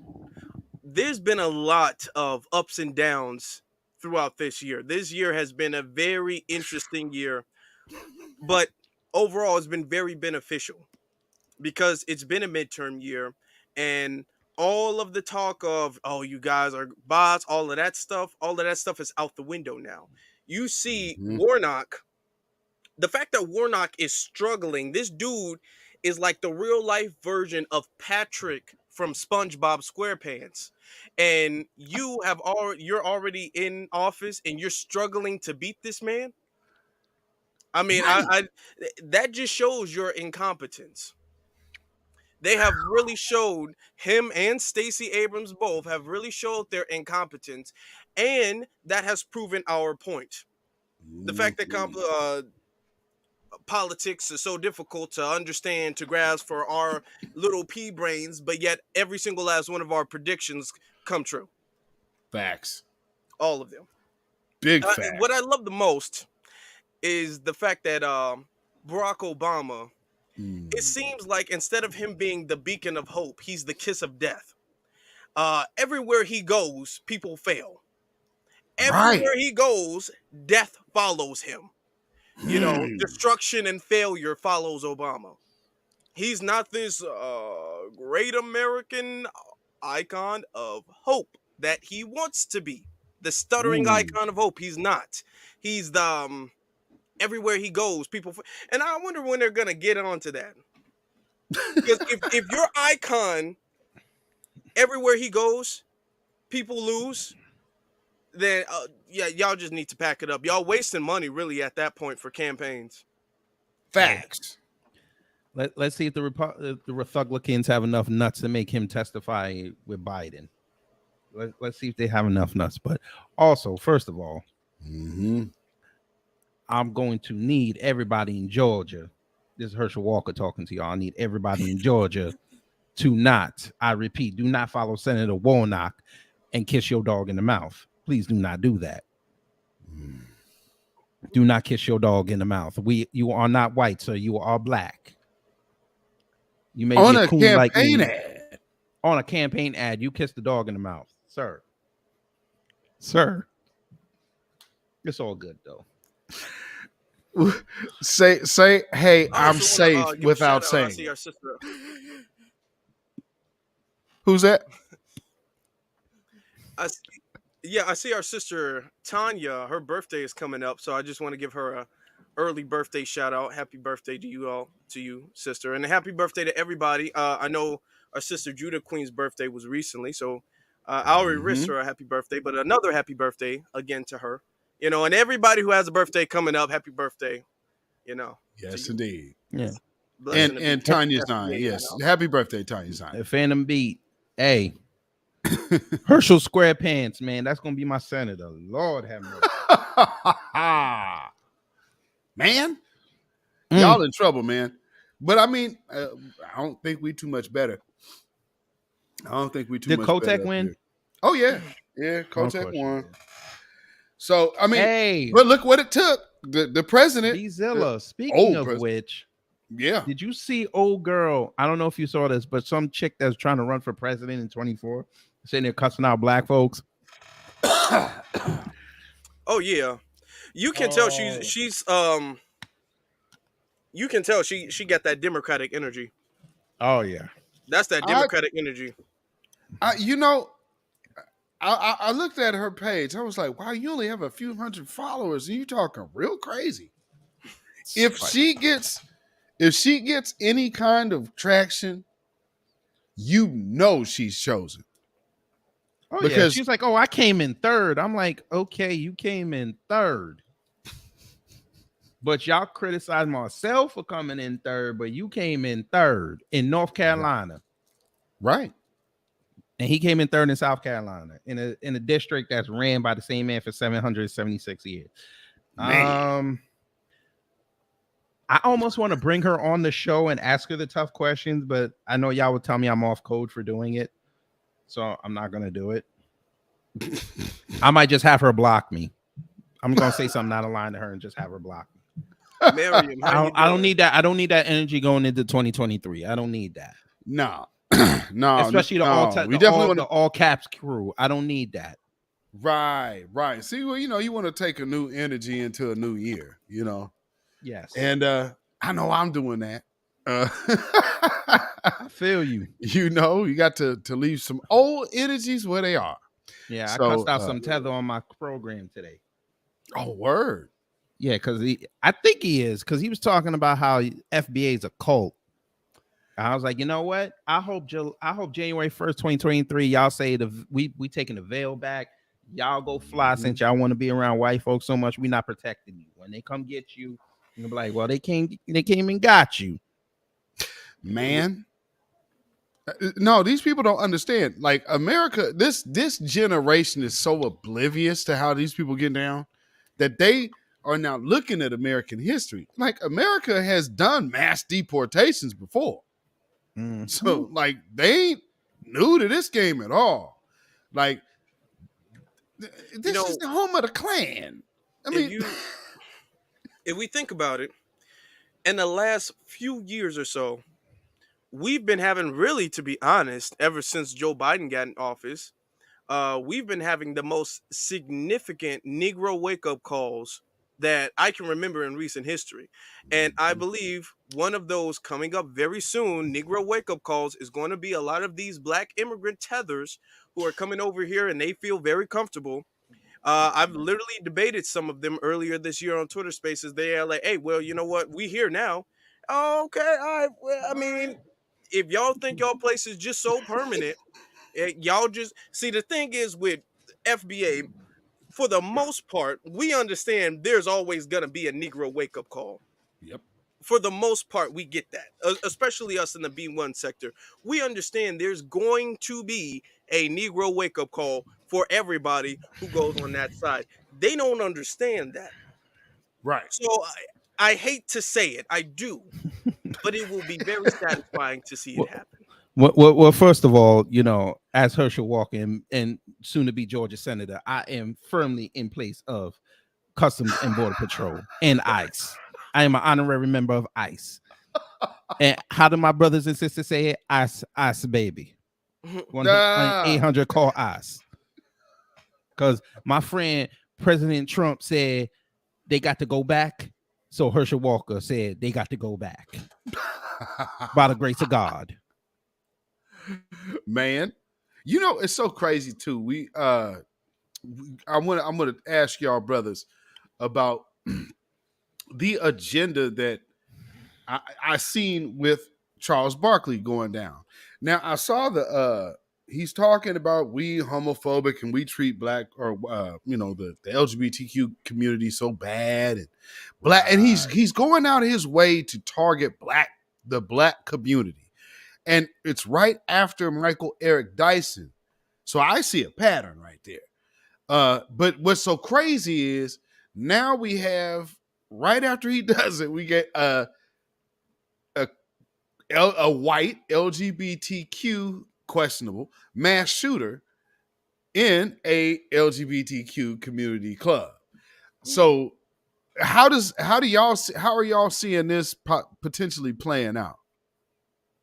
Well, I'm gonna say I planned on making like a small pre-recorded video about this, but I found it very interesting because, and this is very specific to the Black LGBT. I need you guys to pay attention because white society does not put their sexuality before their race. No other society does. And I want you guys to pay very close attention. You don't ever see a white celebrity say, oh, we have to focus on the homophobia in our community. They don't ever say that. They'll say homophobia in general. They won't ever pinpoint it on themselves, on their community. That, and Charles Barkley, oh my God, our community, he's always pointing the finger back at us. So not to say that I'm glad that happened. It's a tragedy that happened. You know, I wish no harm on any innocent person, but I find it very ironic that what he said and his reaction, and then how off code he was, and then you see a terrific incident happen to the white LGBT, but you don't see any white LGBT spokesmen come up and say anything negative about the white community. They'll just talk about society in general. So we need to really point that out. But to be honest, Charles Barkley, he has no real standing in Black society. They're just using the little, I guess, Sambos and Coons that they have left, but they have no sway. They have no influence among Black society. Right. Totally agree. What about you, kid?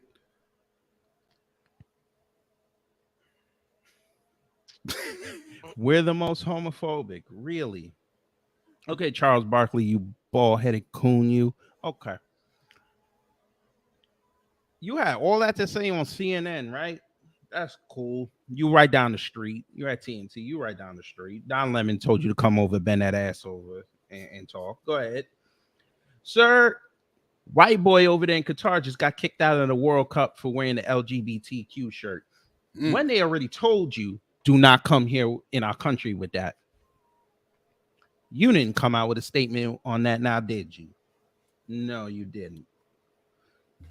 You didn't. I've never heard you come out with a statement when all them Black transitioners were getting killed. You didn't say a word. I could be wrong. You're not on social media like that. Maybe you put out an official press release. Didn't say a word. But Kyrie Irving needs to lose everything he's worked for.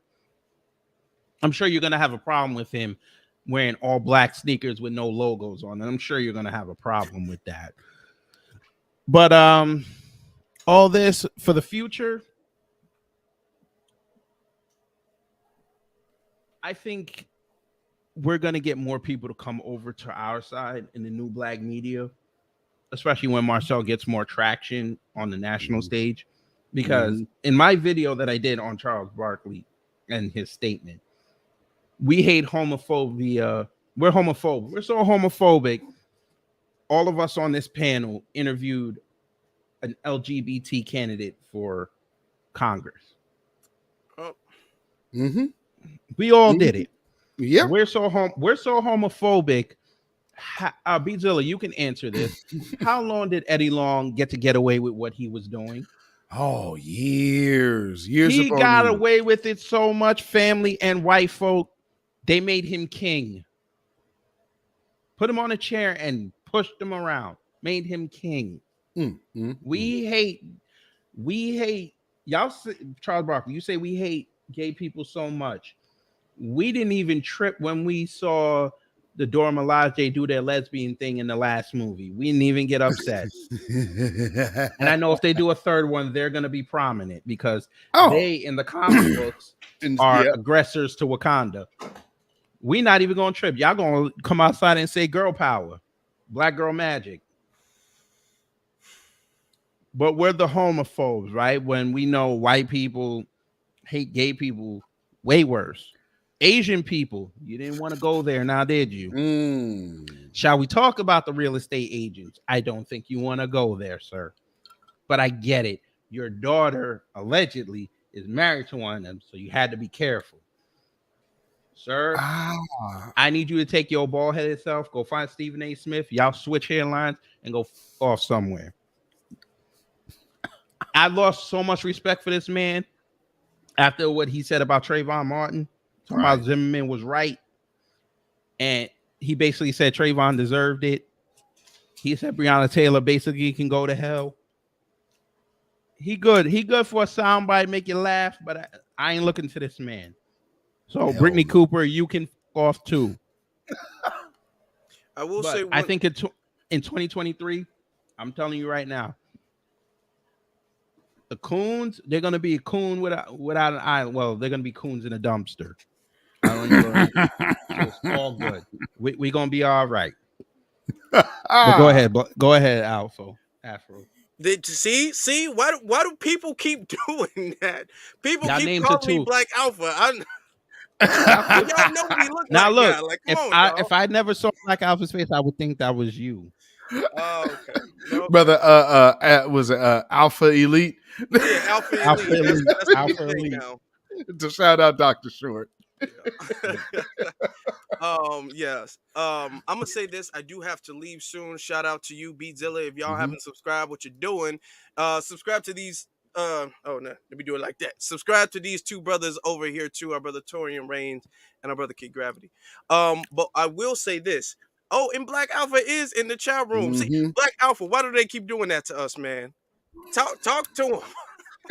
Alpha Elite. I mean, it's not a bad name. I'm just saying. Black I don't know Afro what's Network. going on. But I'm gonna say, Shout out to Omar Iverson in the chat. Yeah, I'm gonna say this. It is good that we keep track, and that's one of the good things about what we're doing is we're keeping track of every single time they do something like this, because when their Negro wake-up call happens, then we get swarmed. Oh damn, he keeping notes. Then we get swarmed. Oh, I'm keeping with, those, brother. Oh my God, these are all female coons. Hey, this is what happened when Black people, they don't take after Black people, we don't look after our own, Black people need to stick together.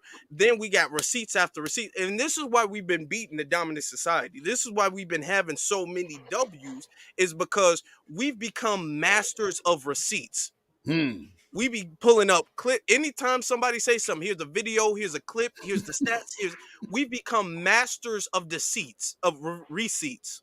Okay, so nobody can say, "Oh, why don't Black people support other Black people?" No, it's because you said this and you said that and you said that and that and that. That's why we leaving you alone. So this is good to keep track of all of these things, all of the things that Charles Barkley has said. And this is why Kanye didn't get that much support. I'm gonna keep it real, even though they was doing too much. I will say that. But hey, we kept receipts on Kanye. You know what I'm saying? We keep receipts on folks. So hey, y'all want to mess up? That's cool. That's cool. But we gonna have these receipts. We not gonna forget nothing. And with that being said, I do have to get off of here. Be one to you, brothers. Yes, y'all sir, have a man. good rest of the stream. Thank you, What's brother. up, Torian? Thank you. Torian Rain Reloaded in the. Yeah, I had. At first, I wasn't going to come up, but then y'all was starting to talk about house. What? About that fool down there, wherever he is, that one from Alabama. I'm gonna tell you this: the only true thing that he's ever said in his career is him saying he's not a role model. That's the only honest thing he's ever said, because you truly are definitely not that. I don't know who would look up to you. And did you hear the latest little remark he said tonight? Man, last night? No, it was tonight. Well, I think it was tonight. Who was it? Oh, I forgot. I saw it on Twitter about an hour ago. Talking about Ben Simmons. Ben Simmons. That was last night. Okay. Matter of fact, here's the sound of it. Let me turn this up. Hold on. This dude. Oh yeah, because you sent it. Yeah, you did send it. Kid Gravity. I don't know what I'm thinking about. That's why I saw that. You got a bulletproof vest on. His coat so big, he probably got a bulletproof vest on under there. Oh, what? I can't joke anymore. You cannot, Negro. Like, what y'all the know hell? how Philly get down, man. And the fact that he would just, oh my Lord. Why as I was about to say something, I just looked up in my inbox. He got his Christmas check. That's what it is. He got that new contract. Now he think he's safe. But he gonna be up in 2 years when Warner Brothers say we not taking the NBA no more. Oh, they gonna be out of a goddamn job. Oh, he think he's so safe. Well, I'll do him one better, because the now former CEO of Disney ended up getting kicked to the curb after he got his new contract and brought the old CEO back for 2 years to clean up his mess. So I don't know why Charles Broken Barkley thinks he's safe. If they can get rid of the CEO after they just got renewed your contract of one of the biggest conglomerates in the world, what makes you think you're safe and you're just an employee? Torin Rain, you're not gonna be terrible to me. You're not gonna do that. Do not be terrible. I'm from Auburn, okay?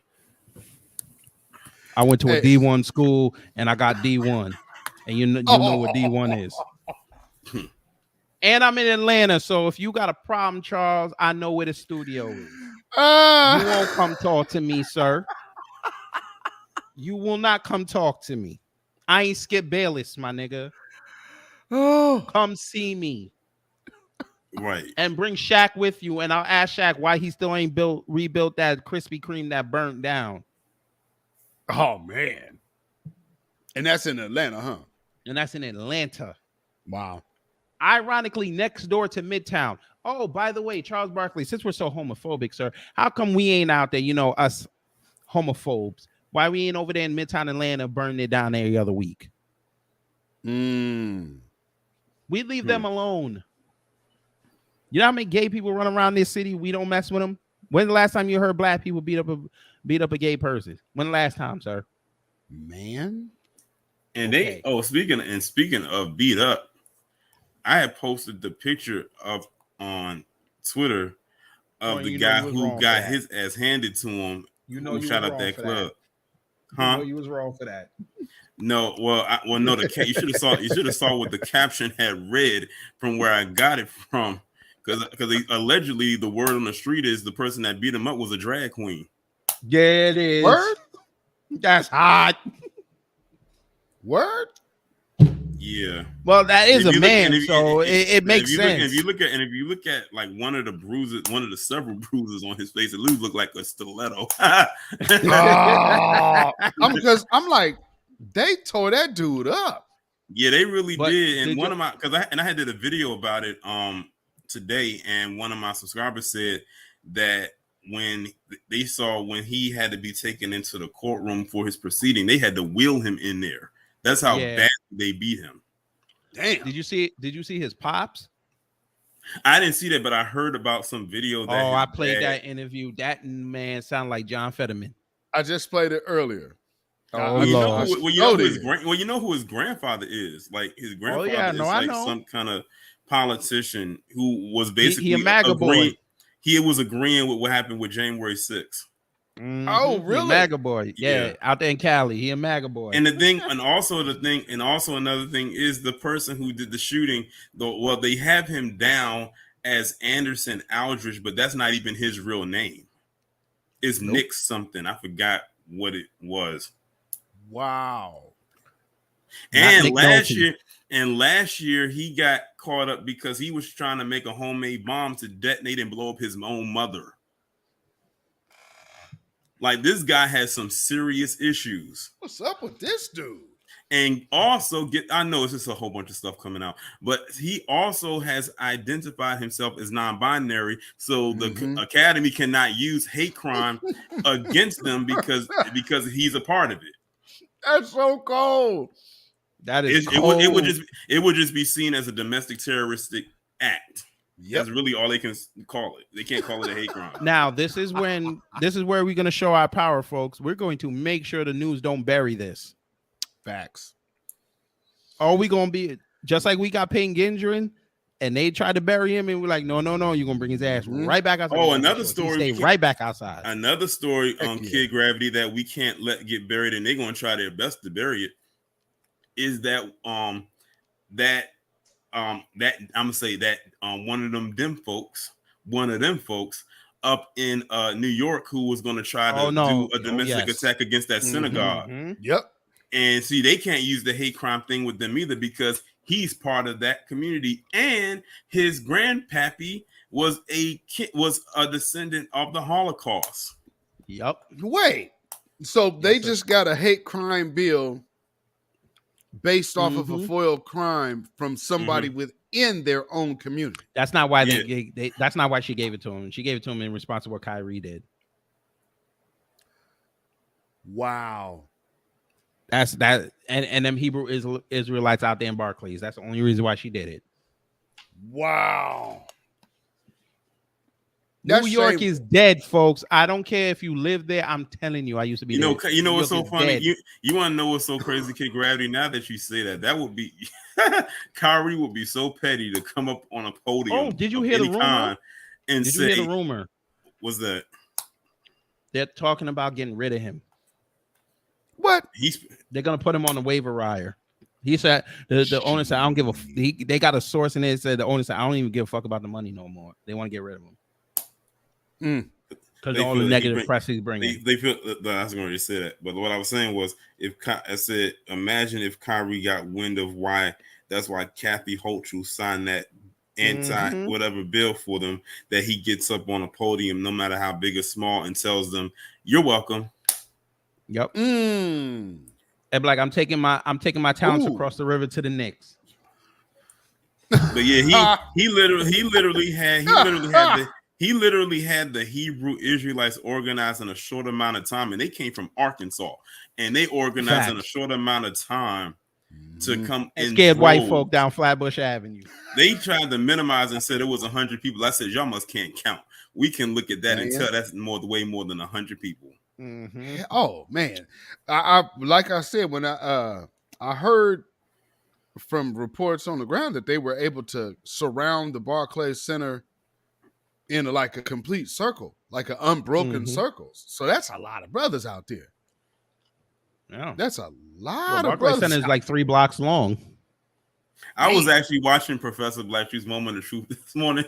The intro to that video had me cracking up because the way he started it off with Shannon Sharp when he said when he was mocking Kyrie Irving saying about the Army, and then it cut, and then he inserted in that little 2 minutes or that 2 days later clip, and then all you saw was a clip of all of them just walking to the Barclays Center, and they were so structured and so organized. Yeah. That's the crazy part about it. They were not out of sync. Nope. No, not at all. Let's see, can I get that on there? There we go. Yeah, that's there we go. Had it on the screen there. Did you see that bullshit he tweeted the other day? Who? Shannon Sharp. Well, I don't follow him, so I wouldn't know. This I saw it on somebody else's thing. This Negro was putting over this white girl. Like he wanted to find out her number and go see her. What? Tricking? Yeah. He was tricking, talking about I give away all my little bit of check. I said, nigga, what? Oh, he was on his Percy Earl. Oh, he was on his Percy Earl. Oh, I'm finna send you the link, Beatzilla. He was straight hoeing. Oh, just because this chick was on that Simon Cowell show doing a pole dance. Oh, wow. Now I see why y'all say ain't little white girl y'all go crazy for. Easy. Shoot, think about what all they was doing over that 630 build. Oh, I see. I see. Twerking. Okay, Grab. He said, what? I see it. Unbelievable. But the comments though in the thread is what got me laughing. Comments in the thread is what got me laughing though. You know, I remember the picture that dude took. Was it Nicole, Eddie Murphy, ex-wife? Mm-hmm. I remember when he took the picture and that they were like, "Oh yeah," I was like, yeah, I guess. I mean, Shannon Sharp look at himself as some kind of a player, some kind of something. not show up at Magic City, she'll get all of the Fox money. Like, come on, Oh my bro. Lord. Man, you could, dude. Like You I said, could the literally comments, come the down here to comments, Magic City and get that for a lot cheaper. like Come I said, on now. the comment section is what made it hilarious to me because I'm looking at it and I'm just cracking up at what people were saying and how they were responding. Of course, the first one that popped up was an Umar clip. That always gonna pop up when something like that pops up. So that's always gonna be good. And someone wrote a reply and said, "Yeah, we know." Oh, and then of course that's after he funny. finished The comments cooning, on this is hilarious. Yeah, after he go cooning, him and Skip talking about, oh, we had the best ratings we ever had, and they were sitting there just yelling at each other. I'm like, oh, so y'all first take now? Wow. All right, say less. Man, you know what's so funny is the Pooh Bear. Like, man, shut your bitch ass up. Yeah, shut your bitch ass up. I'm like, that white girl is mid. Oh. That white girl is mid at best, but he get crazy. Yeah, that's on, not. bro. No, she can get all my little check. Come on, he putting the extras on. I bet you he would too. Nah, that Simpsons one took me out though. I don't think I saw like, that. They even got the dog with the goofy on. Come on, bro. Like, come on, son. Yo, Tori, you know what? I'm blaming you for this. Why is that? Oh, that is fun. You've awakened so many people to this bullshit. I won't be surprised within the next year somebody says PC people on TV. They gonna know what to look first. Yeah, I would not doubt it. I mean, bro, I hear little things all the time, especially on the news here, because we all the way out here in Portland, Oregon. So I guess if they hearing something from somebody online from Atlanta, I guess they feel that it might not get picked up. But man, I hear little stuff all the time up here. It's like, now who y'all watching? Right. We know you watching us. Facts. I mean, even before Big Sister Loudmouth got kicked to the curb by MSNBC on her day off, she even called people out by name, even though one was in utter distaste because they're dead. Man. Listening to people like Tariq Nasheed and Kevin Samuels. Like, Kevin Samuels is in the grave, man. What's wrong with you? And he's still on your mind. You know what's so funny? I was watching another Moment of Truth that Professor Black Truth did in pertaining to Roland Martin. I almost left a petty comment under his comment section because of the title. He said the title said Roland Martin flies to Tiffany Cross the fence. I said flies. That's funny.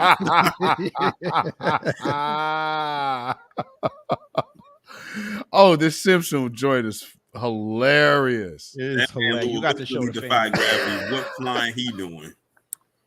What flying? Yo, I said Roland and that dude who shot up that club, his father, they could be in a new movie called Lethal Cooning. Man. And now any word on this Walmart shooter? He ain't FBA. Yeah. He ain't FBA. Yeah, I have a video coming out about him tomorrow. Okay, he looks mixed. His name, huh?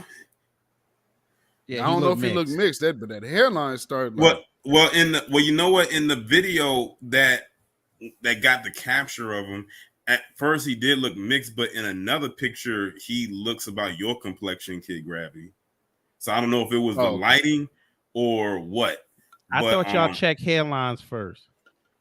But that hairline did look kind of crazy. Ooh, that hairline's beast. I don't know. When I first saw that picture, I thought he was a Blasian. So I was like, that's what I thought.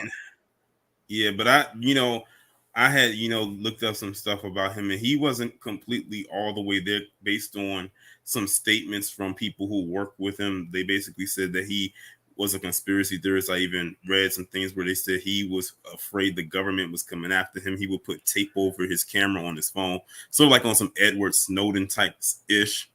So, and the crazy thing is, when you look at that video clip, he looked wow, he looked like he was having a good time, you know, with his coworkers, like laughing it up and everything like that.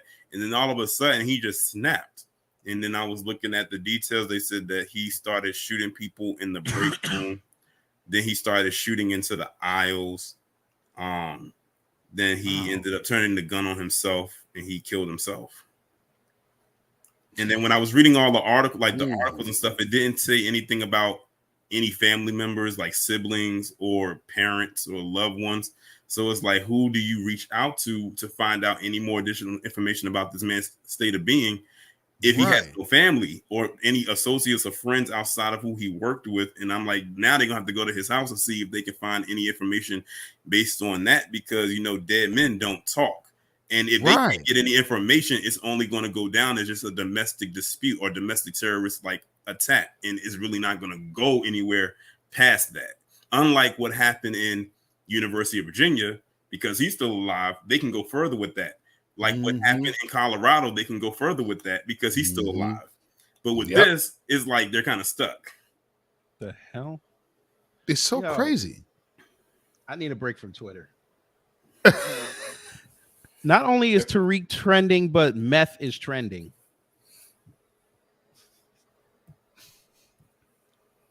I'm not going on Twitter tomorrow. I'm not. Fuck y'all plates. Meth is literally trending. Meth is literally, look, I'm going to send you the link, Beatzilla, just so you know I'm not lying. Well, I wouldn't doubt that. Portland, no, Portland but was, somebody put up a picture saying, since nobody's monitoring, I'm making meth, and he had like almost 450,000 likes. What he literally looks like old boy from Breaking Bad. And speaking of that, I had to do my first fentanyl video today for the first time. I haven't done a fentanyl-based topic in so long, but trust and believe, Kid Gravity, it's actually a sad story because it was this young boy who was like 13 years old who saw some purple substance, that like a powdery substance, sitting on a table in a bag that he probably thought was candy, and he just ingested it somehow, either by touch or whatever, and he died. And it was his mother's stash, just out in the open. Wow, nice. Don't you just love those mothers of the year? And this was like there was a little, I guess you could say he was a mixed boy, but he looked more black than anything. And of course, his mother was a PC woman. She looked like a dude though. But yeah, she got charged for his murder. And the crazy thing about it is, this happened back in March, and she's just now getting charged. Wow. But if she was, yeah. Did y'all see this other story about the dad of the dude, the Colorado massacre suspect? Oh, I played that on the show. That dude was hilarious. He was comedy. But no, did you realize that he was also a porn star?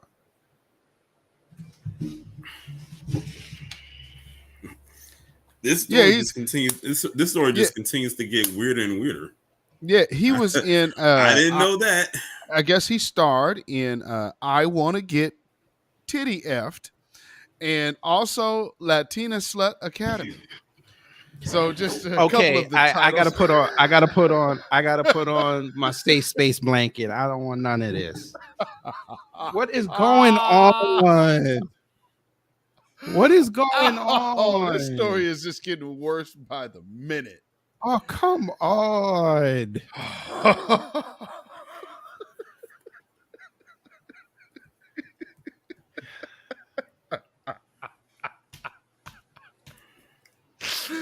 Oh my Lord! What are y'all doing on the western side of the country? I get it because y'all are so spread out. Y'all that bored? Is that what it is? No, that's the mountain cats, man. They up there in the Mile High City, eating bulls. Well, the mountain lions ain't come down yet.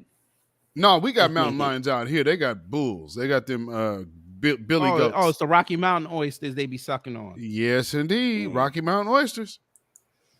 They said that dude is a porn star, but I could get it because a lot of them dudes and women be ending up on drugs. What a shit. They be doing the movies on drugs. Be high So they as live hell. somewhere where it's high while they high. Right.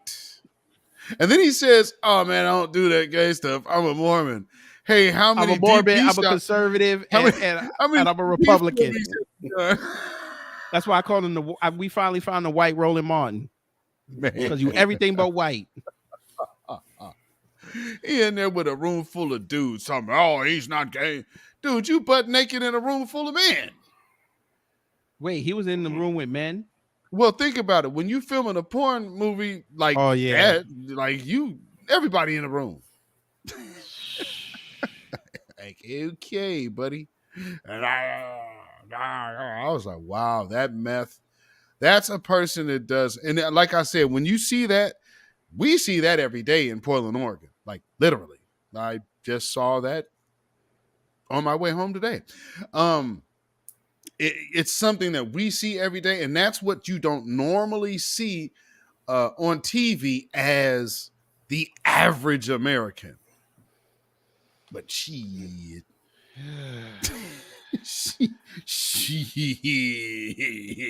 Oh, there's more of them out here than not. I'll tell you that. So y'all ready to get attacked by black women again now? It's coming. Over Blair Underwood. What the hell he do? What's going on now? He left his old lady. His old lady left him, so now he got with his best friend, who's a female, and he just engaged to her. Black women are so pissed right now. Over there, Morgan Freeman in there. Oh yeah. Is she? She's. Well, would that be a Karen? No, she black. Oh, she's black. Yeah, she black. Said they've been friends for 41 years. Yeah. I don't care, but. Ooh, that's a rabbit hole. Celebrity, yeah. That's why I did my show today. So stop doing celebrity worship. Oh, and by the way, Tiffany Cross, you're going to lose your case. And when you lose, I'm going to say those immortal words. She lost. Look, but wait a minute, Kid Grab, she might want to come and get a job working for you. I have a budget, but she couldn't afford my budget. I don't want her in the field representing me. No way. Go see. Hey, why don't you go to Black News Network, whatever they call it, Black News Channel? Well, I'm sure that's what he was trying to do. See, what Roland Martin was trying to do was trying to get him enough money so he could hire Tiffany Cross. If y'all wasn't catching that line, that's what he was selling. He can't afford $250,000 a year. No, she's gonna go end up at Fox soulless. Nah. I don't think she'd work for Fox because Tucker over there. I don't think but Fox Soul. I don't think she'd do it. Not for Fox Soul. Nah. If anything, I would have said CNN, but they're about to go out of business in 2 years. She gonna be on Newsy. Maybe she could revive News One. She'll be on Cheddar. Shit. No, she gonna pull a roll in and start her own channel and her own podcast. She's gonna be the first news channel. She's gonna be the first news show on Tubi. Damn. But see, the funny thing about that is she's not gonna be in every market. That's gonna be the fucked up part. Because she in DC, right? So she gonna be for your market, Tori. She ain't gonna be for me. I ain't gonna see it. The market up here ain't paying attention to her. Yo, and you see how quick they gave the white people her spot? Yeah. Oh, come on. They didn't even wait. See, here's what's so cold. Now, this is what people don't understand, man. When they recognized that she had no more cash with the black collective, it was all she wrote, and they made no hesitation. Like literally, that was her last check. What like about no BT? severance, no nothing. What about BT? Oh, that's Viacom. She's done. She's cooked. You don't think she'd go over there? Nah. MSNBC, that's Universal. No, she's done. That's Hey, listen, I don't know how much of if y'all watch Harry Potter or not, but Tiffany Cross just found out she is not a wizard. She is indeed a muggle. I don't know what that is. Yeah, I Basically, don't know what that is. well, to break it down in the layman's term, a muggle in the Harry Potter world is someone who has no wizarding powers. They're a regular person. Got it. Okay. One who cares said, "Me too." I'm trying to think where she could go. They already got enough mammies over there at CBS. Where she can go on down to Sesame Street. Oh, I don't want to see her on that. You can't have her around. She can go dumpster diving with Oscar the Grouch. That's fucked up, Tori. You wrong for that. I'm telling you, she gonna start a YouTube channel. I'm telling you. I thought it was interesting how she had all that stuff to say about black men having to fall in line, and literally less than a month later, they put her on the unemployment line. Mm-hmm. And a black woman did it. And a black woman did it. And just remember, she was crying about how she ain't got no man or kids. Well, I mean, it's a little bit lonely out there on that limb by herself. Christmas is going to be real lonely this year. I heard Mark Lamont Hill left her on delivered, and then it said read, and he didn't answer her back. Damn, about coming over to BNC. Rose City 93 says she could go to Telemundo. But see, this is one thing that we all have. They'll be cracking on her in Spanish. She'll just be sitting there smiling. Man, we just got to say this to Tiffany Cross. And we forget that it's okay to take the cape off. Yeah, you took the cape off. It's real cold in wintertime, baby girl. You in DC. You better put that cape back on. You can't pay your damn bill, and they shut your heat off. It just be killing me how loud she always be. I'm like, you are in the studio, you have a microphone on, you don't have to yell. That's why I give her the name. That's why I always give her the nickname. Remember, black women say they can't be heard. No, with a lapel mic. Who was it? No, who was it? I don't know if it was Jason. No, it was Jason Black who did a stream, and he was talking about linebacker Bill, and it was a clip that he had played of her when she was I guess it was some kind of discussion she was having on her show or someone else's show. Mm-hmm. And I forgot what she had said, but he replayed that clip so many times. I was in tears because I barely got through it because he kept playing it because it was something she was saying. I guess that she was interrupting them talking as she usually likes to do, because she always cut people off mid-conversation. I'm like, you make me mess up my point because you always got to say, well, hold on. You know how she like to talk. I got to say this. Hey, Project Leroy, Univision is owned by NBC. She can't go there. Yeah, she's done. She can't go to Telemundo. Cooked.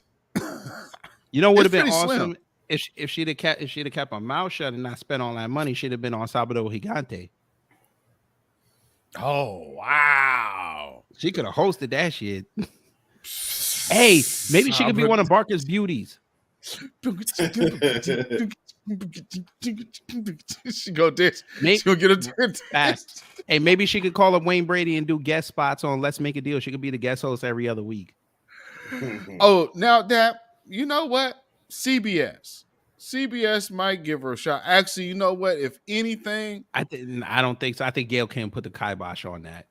She's like, I'm only going to be the head mammy over here. Screw you. Yeah, because she wouldn't even be able to go to see. I say CBS by way of HBO because that's a failing network, so you need another failed person on there to push a political ideology. She could go to Nexstar. She could go to CW. CW cleaning house. Oh yeah, Nexstar said, listen, she go over there. You can't. Yeah, that's true. Ouch. Maybe she could go to Boomerang. Dang. Damn. Muttley. I would say maybe go to Cartoon Network, but they just canceled Cartoon Network. Nah, they didn't cancel. They're rebranding it. Yeah. Warner Brothers got it now, right? Yeah. Yeah.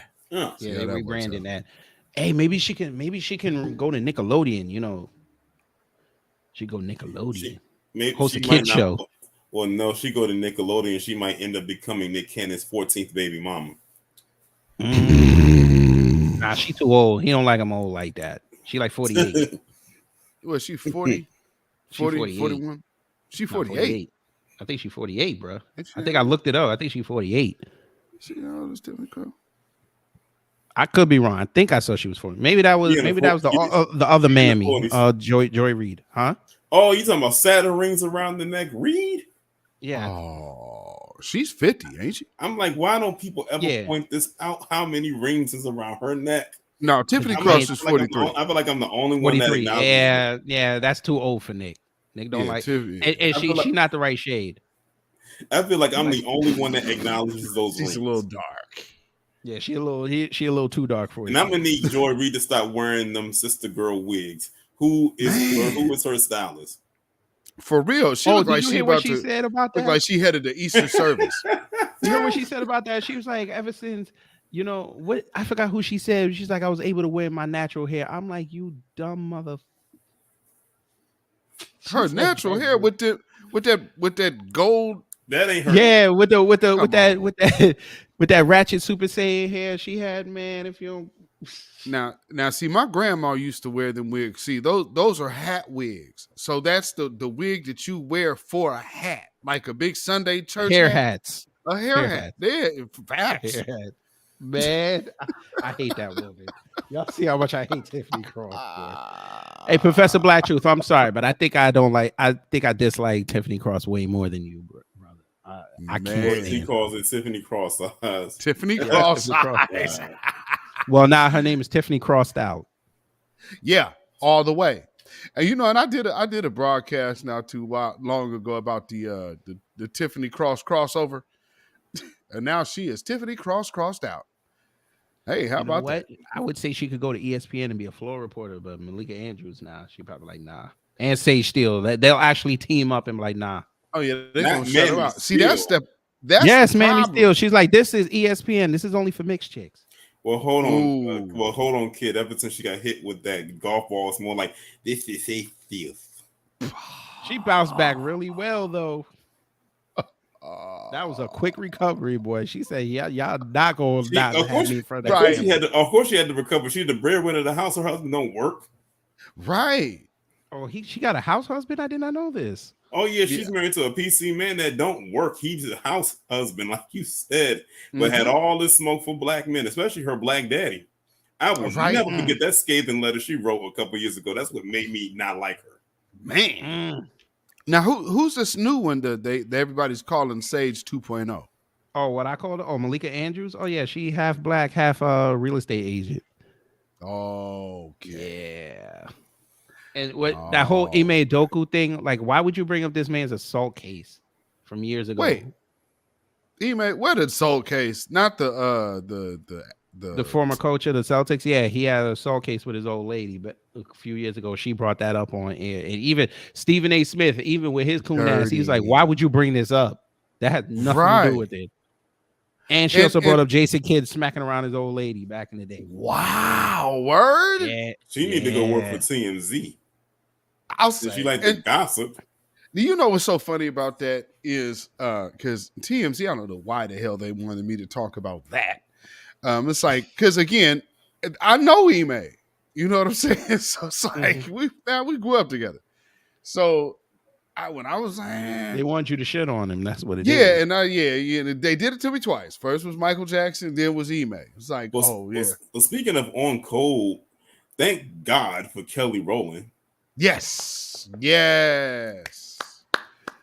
Shout out Kelly Rowland. I said Kelly Rowland when she was at the AMAs and she presented that award and it was to Chris Brown. She gave them the black mama thing. You know how black mama put her finger up at a kid and you know what that finger means. She's like, hold on, chill out.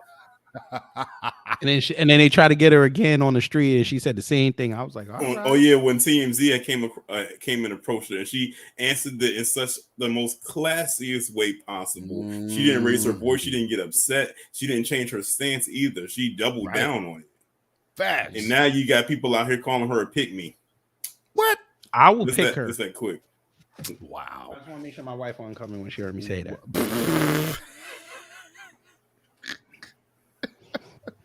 And I still say that if they ever do a movie about Donna Summer, Kelly Rowland is your pick. Do not go and audition anybody else. Look, no You know they're gonna bring her. somebody open from Birmingham, England. They You better know not.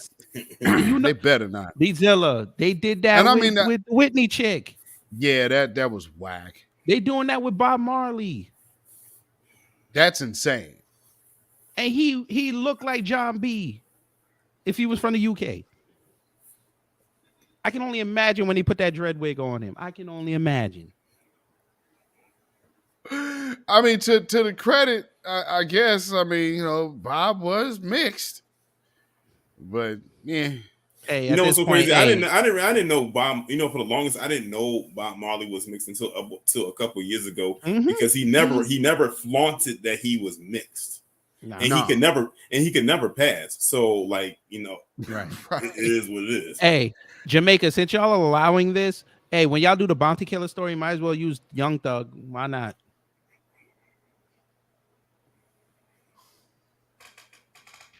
I'm just saying.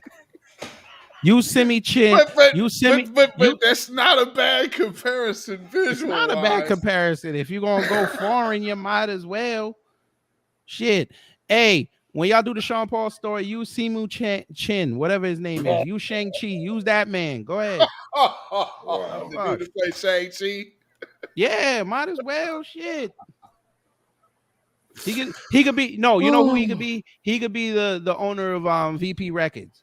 There you go. Oh, just give me a light and pass the jar. That is a hit. That is a hit, Sean. We're going to put it up and we're going to make you a lot of money that I am going to take and then sell out to Warner Brothers. So Warner Brothers is going to own your music now. Damn. Everything is going to be good. Man. Now, whatever happened to Collie Buds? Oh, they figured him out. I figured he got his few hits. WWE called him to do the song for Kofi Kingston. He got that check and he went to do the club scene and then he out the mix. You know who I found out that they actually? You know who I found out they doing a movie on? Milli Vanilli. Word? I actually want to see that. I do want to see that. I think that would be interesting because it's a historic thing, and I remember, like, you know, at the time when all of those records was coming out, I know Terrence Trent D'Arby probably looking back at this and like, God damn it, I got burnt. But, you know, yeah, because Terrence Trent D'Arby did actually have hits at the time, but Milli Vanilli came through and boy, they just clean. Girl, you know it's true. And at the time, they weren't the only ones doing that. They were just the first ones that got found out. I said that had to be so embarrassing when that happened. Imagine you playing in front of an audience and your track skip like that. Yo, Rose City ain't right. This man said Terrence Howard should play Bob Marley. I don't need this man. Other sayings, but like, yo, Martha, take our brick, yo, pass the draw, man. I don't need this. I don't need to be hearing that all through the movie. Pass it, man. Yeah, you know, passing the mind. Yeah, that whole Milli Vanilli thing, man. There was them, Black Box. What's the other groups? Snap, I think. Snap? No. Yeah, no. Snap was. One Hit Wonder. Oh, Snap. Well, no, Snap had. They redeemed themselves. What category are we talking? Oh, well, just for the I guess that time that would be a one-hit wonder. Yeah. Yeah. I kind of want to see a movie about Living Color.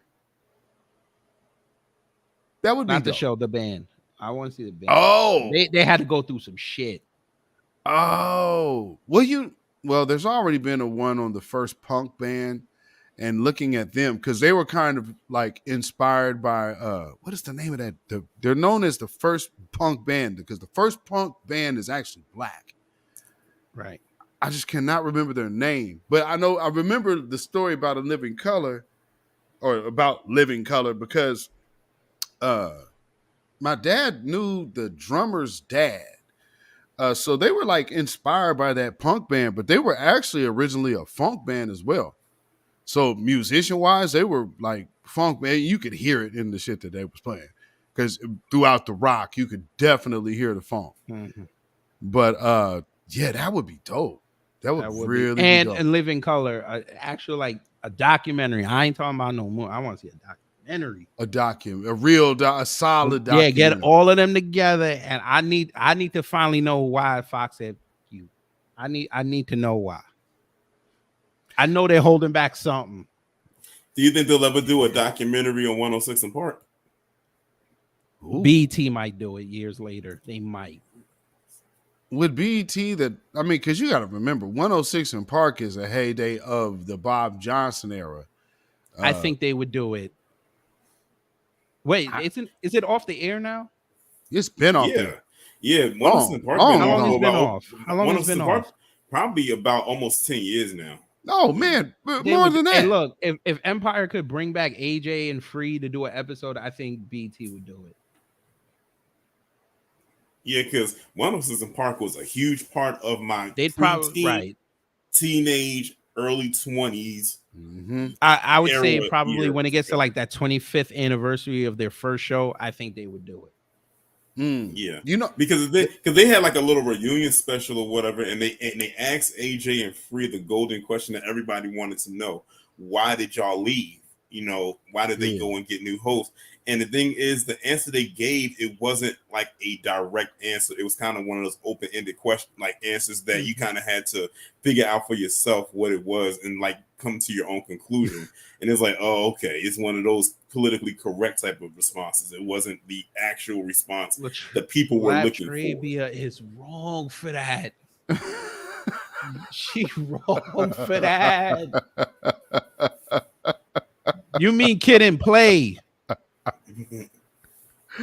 Milli Vanilli starring. Speaking of Kid and Play, I don't know why in the world they are doing a remake of House Party. Because the Nigerians who run with Donald Glover said they want to do it. They can keep that. Well, I finally saw, and yeah, Kid Gravity, I finally saw like the trailer, like a 10, 15 seconds, something. I'm like, that might have been the edited one. That was the edited one because they said they had to cut out all the cuss words. Oh, go watch the real one. It'll piss you off. It's gonna piss you off. Really? Dude, it's excessive cursing. It is. And I remember every seeing stereotype you can imagine is in that movie. Oh wow! They just went back old school Wayans. And basically, the premise of the movie is you got these two guys who clean houses, and then they stumble upon cleaning LeBron James's house, and he just happens to be gone for the weekend or maybe playing ball or whatever the case may be. And because they have the house to themselves, they decided to throw a house party in his home while he's not there. Wow. So he could get money. So he could get money to pay for his daughter's education because, of course, he's a single father. Plays. No, I think it's Play. Yeah, Play's mama is a single mother, but I think she's supposed to be the Robin Harris character. Wow. No, I think that's Kid. Yeah, which I still don't understand. They're both dark skinned. I don't know how that works. So that there's not even one high yellow. And they're giving the actual Kid and Play, like the real Kid and Play, like they're in a cameo. They're in a cameo. Wow. And Snoop. It's to be expected because I mean Snoop, that's their movie. Oh, Torian, you know Peter gonna come for that movie, right? Who? Peter. Why?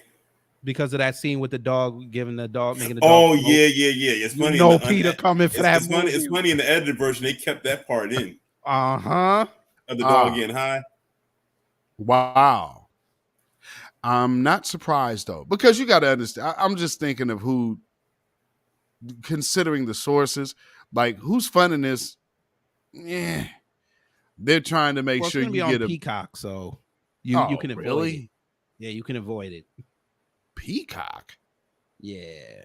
Wow. Now this just sounds like bad reworking or revisiting. I mean, like I said earlier, I actually went to go see House Party in the theater. So like to even like so y'all young old heads were dancing in the aisle. No, none of that was going on here. Beatzilla tell the truth. Nah, none of that shit was going on here. That shit sound funny as hell. Y'all wasn't doing the kid and play dance. Hell no. No, sir. Matter of fact, okay, outside of the theater. Nah, none of that. I mean, up here it's cold. Everybody going in here with bomber jackets and gloves and hats and boots. Yeah, it wasn't much of that. It's kind of hard to get your kid and play on wearing duck boots. It rains a lot up here, brother. It's funny that you say all of that too, like, because that brings back memories for me when I was a kid going to the movies and how we as children acted more so after the movie was over. That's how it was for me when Mortal Kombat, the first one, came out back in 95, and how after the movie was over, we was out there pretending like we was Liu Kang and whatnot and doing all of those moves after the movie was over. And don't get me started on when Power Rangers came out as a movie. Man, listen, we was doing all of his morphin' time. And rest in peace to the White Ranger. Yeah. The Green Ranger. Peace, Tommy. Yep. Damn. I said a piece of my childhood. The voice is a hell of a move. That's crazy. Man. Yeah, that's definitely I remember when they came out, like they took off like the Turtles. Yeah. You know, I watched it happen in waves. It was like, okay, I'm the G.I. Joe Transformers generation. Then right after that was Turtles. Narmer X, he was going through a bad divorce and his old lady wanted damn near everything. And then his stepdaughter had passed. Yeah. No, because he's saying he might have taken a Belle Biv DeVoe. I was like, he probably did, but that wasn't the reason. And the thing is, you would never know because I followed him on Instagram and he would go to all the different conventions and meet with his fans. And I was saying, like, he was one of the people that didn't wear his depression on the outside. It was internal, so you couldn't see it. And I was like, I pretty much followed all the original Power Rangers. And Walter Jones, who played the Black Ranger, he had put a video up on his Instagram of when he went to one of those conventions and he saw him there, and he gave him this long hug, almost like one of those passing of the energy type of hugs. And he said that was the last time that we embraced each other. That was he said that was the last time. And then the next time he hears about him, he's dead. So that's crazy. And that's it. That's the second original lineup Power Ranger that's passed, because the actress who played Trini, she died in a car accident back in 2001. Yeah, she been gone for a while. Dang. I saw The Last Dragon at Rose City. Boy, you aged. I don't think y'all even know about no Dollar Theater. Oh, I don't know about that, but I do know about The Last Dragon, and I did meet Bruce Leroy in real life. And I'm gonna tell you this: that guy's aging in reverse. He still looks the same. Tyvek is like, it's like, where'd you get him at? I know about them dollar movies. You see like 2 or 3 for $1. Hell yeah. We had the $1.50s here. We go get the double feature. Double feature to $1.50. Yeah, that's how we absolute. Wow. The tribe said that House Party remake should be called House Puke. I would have to agree. Hey, what blaxploitation movie should they redo? I'm thinking do Cleopatra Jones.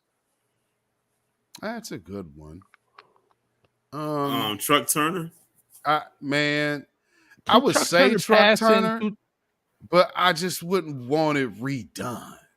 Yeah, you can't redo that. Like Truck Turner, it was ridiculous enough. No, because first of all, white people get mad because he beat up the white boy. Right. Our females are gonna get upset because they're gonna be portrayed as hoes.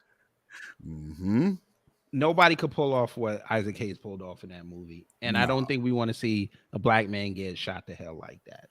I don't know. And also, shout out to Nichelle Nichols. She had them in line. Every line that delivered in that movie was crazy, and it's wild because we always knew her on Star Trek. She was never like that, but then when she did that movie, like, whoa, Dorinda. Oh nah, yo. Dorinda was flame, boy. Absolutely. Come here, you Yeah, and you ain't got leaving. Harvard I ain't Blue. say I was leaving. Shut up. Oh, that belongs to me.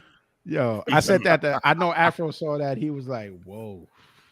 Oh man, I've said that I played that clip before because I said that reminds me of someone. Yeah. Nah, I got to see Cleopatra Jones update. I would say that. I think Kelly Rowland could pull that off. I think she could pull that off. Superfly, I wasn't feeling. I That wasn't movie feeling the sucked. Superfly remake. That sucked. I didn't even get it. Yeah, I was like when I saw they came out where they did a remake to Superfly, I was like, I will super pass on that. Yeah, it wasn't. It wasn't worth it. It was no nostalgia. But yeah, I mean, Blackula starring Herschel Walker. And shout He out would be to perfect as Blackula. And shout out to well, who's going to be the 3 though? Who's the 3? You could make the Jim Kelly character Wesley Snipes. He kind of old though. Yeah, he I is think you kind would of go old. out like some young dudes. Yeah, we would definitely need young dudes. But you know how they are. They be like, you got to make Drake one of them. Put Jonathan Majors in one of them. He's like everywhere now. If you at this point, if you want to sell a movie, put him in it. Man, he must have he could Chadwick play Boseman's Fred age. Williamson. He could probably play Fred Williamson character. Oh, easy. Yeah, easy. Yeah, I like to that Pam brother. Grier. And shout out to Pam Grier and my nickname for her is the queen of the blaxploitation era. There was almost damn near no blaxploitation movie at that time she was not in. No, not at all. Shoot, she's in was it Scream, Blackula Scream? Because there's 2 Blackula movies. The first one, Blackula, and Scream, Blackula Scream. Oh, okay. you got Coffee, you got Foxy Brown, you got Sheba. Was it Sheba Baby? Sheba Baby. Friday Foster. Friday Foster's good. Boomtown. I haven't watched Boomtown. Yeah, you gotta watch Boomtown. That was fire. You know what they should remake? Boss Nigga. I haven't seen that either. You got to watch Boss Nigga. What was that movie when that I saw this clip on Instagram and I kept seeing it. What was the name of that movie where you had that guy who was a pimp running out of that courthouse down the stairs? Oh, Willie Dynamite. Oh, that's Willie Dynamite. That's Gordon from Sesame Street, right? Right. Yeah. When I saw that, I could not stop playing that clip. I'm like, oh my God. You know what's funny? It's so smooth how he went down the stairs sideways. Hey, I tell my wife that's how I'm going to show up at the baby's kindergarten. I swear to God. It's funny because he had that fur coat on, he had the hat on, and he went down the steps sideways with a little bounce in it and did not miss a beat. Rose City, they're redoing the Spook Who Sat by the Door. FX is doing that. Word? That might be all right. No, I already saw it. It looked like some Tether Babble. It looked like Tether Babble. Oh. I saw the people attached to it. It's already going to be Tether Babble. Really? Damn. Yeah. That happens too. But I hate that about the remake stuff, man. They're taking our stuff and then of course they put this seasonless melanated spin on it, and it just mean sucks. diaspora spin on it. You mean diaspora? Diaspora season. Yeah. Well, melanated. I'll give them that. Let's do it. Yo, remember when they said Denzel Washington and Will Smith were going to be in Uptown Saturday Night? Wait, say what? They were thinking about having them two do a remake of Uptown Saturday Night. I was like, I'll never know both of them to be funny. No, I can't see that. I can't see that at all. I see that as a bad movie. Penitentiary, no. We got enough jail movies with black men. No. If you want to watch a movie about the penitentiary, watch Undisputed. Yeah, because there's more going on than a bunch of man boochie cat chasing. Facts. You out of laugh for that music. I mean, good grief. Hey, let's piss him off. Hey, Let's do a remake of Cool Runs, but put number FBA in it. What's it, Cool Runnings? Yeah, but FBA Cool Runnings. Man, well, who was in Cool Runnings that wasn't FBA? Was any of them Jamaican? Dougie Doug. Malik Yoba ain't Jamaican though. No, and neither is Leon. And neither is Leon. But Dougie Doug is Jamaican. I don't think so. I'm finna say I didn't think he was either. Yeah, none of them were Jamaican, so it it's perfect. Listen, Cool Runnings was a fire movie. I love Cool Runnings. And the thing is, that's so crazy about it is when I first saw the movie on TV years ago, it just came on TV. I had no idea what I was watching, but I said, I recognize that guy. He played David Ruffin in Temptations. And I just happened to look at it. I said, let me check this out. This might actually be good. And I love that movie. It was so funny. The funniest part to me was when Dougie Doug's character, because he was like the funniest part of that whole movie. When they was going down when they was getting ready to go down the sled, and he was like, hey, I gotta pee. He was like, you better hold it. And they going down, and he's like, I gotta pee. And when they got down the hill, he peed on himself. Right. And he killed me. And he killed me with him carrying around his lucky egg. And when he tried to give it to Malik Yoba, he said, hey, if you kiss my lucky egg, we'll win the race. See, I ain't kissing no egg. Man. To the Queen, you're assuming that JC Williams was FBA. You're assuming that. That was Malik never Yoba, confirmed. Oh, Malik New Yoba? York Undercover was my shit. Oh, yeah. Listen, every Friday night on Fox.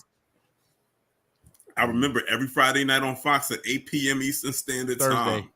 Thursday. Here it was I thought it was Friday. Thursday, 9 p.m. Thursday, 9 p.m. Mm-hmm. That was New York Undercover was my shit. Nobody beats Danny Cord, and now he became a cop for 20 years.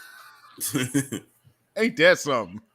So you started as a cop in New Jack City, then became a drug lord, and then you went back to being cop, saving women from getting, And you know what's so crazy about it is like, well, I would say it like this, because truth be told, that whole Danny Cord character was boosting the hell out of the ratings of New York Undercover. Oh, yeah. So they showed him some love with giving him that spot on New York on Law and Order SVU, because that's the same. Was it Dick Wolf or whatever? Same director. Yeah. So yeah, he looked out for the dude. But real quick, family, I wanted to. I believe this is what you were talking about. Come here, you little black bitch. That your ass belongs to me. I tell you what you can and can't do with it. Do you understand what I'm saying? I didn't say I was leaving. Shut up! Now all you whores sit down. I want to talk to you.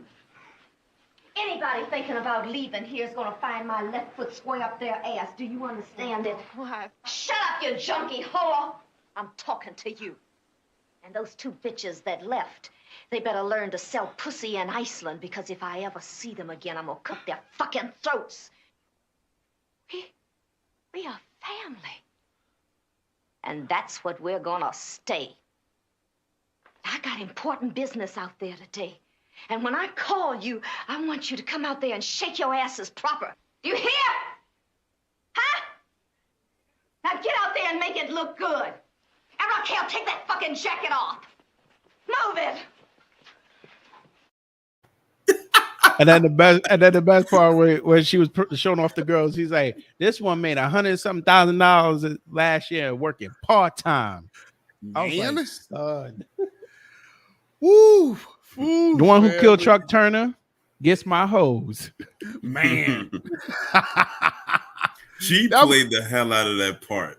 Yes, that was actually she should got an Oscar for that. That was my introduction to that movie, was through that clip, right? That's I gotta watch the rest of this just to see what else she says. Oh man. when they was in the bars, like, man, hey, Torian, if you want, I could give you the movie. I got it. I can send you a copy of it. I already saw it. Yes, sir. All right, cool. Yeah. Man, he said you was a couple of punks. If I knew it was Chuck Turner, he would have had to pay me more than $50. Exactly. No, another he said, one. "Hey man, you said kill a nigga. That's Chuck Turner." No, Cooley High though. Yeah, Cooley High though is another classic. My mother loves Cooley High.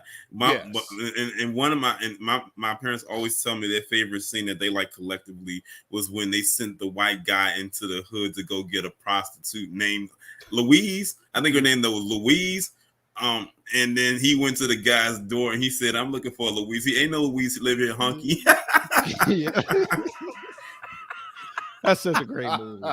And then What's Happening spun out of that. So yes, indeed. Oh my! I don't know if they can redo Cooley High. You can't. I don't know if it's gonna work. No, not in this age. I don't think it could work. No, they Shaft. I see how I liked how they did Shaft because they didn't really remake it. They just updated it and continued it. So that's different. So I actually was kind of cool with the Shaft add-on. I didn't like the last one they did. I did not see the last one.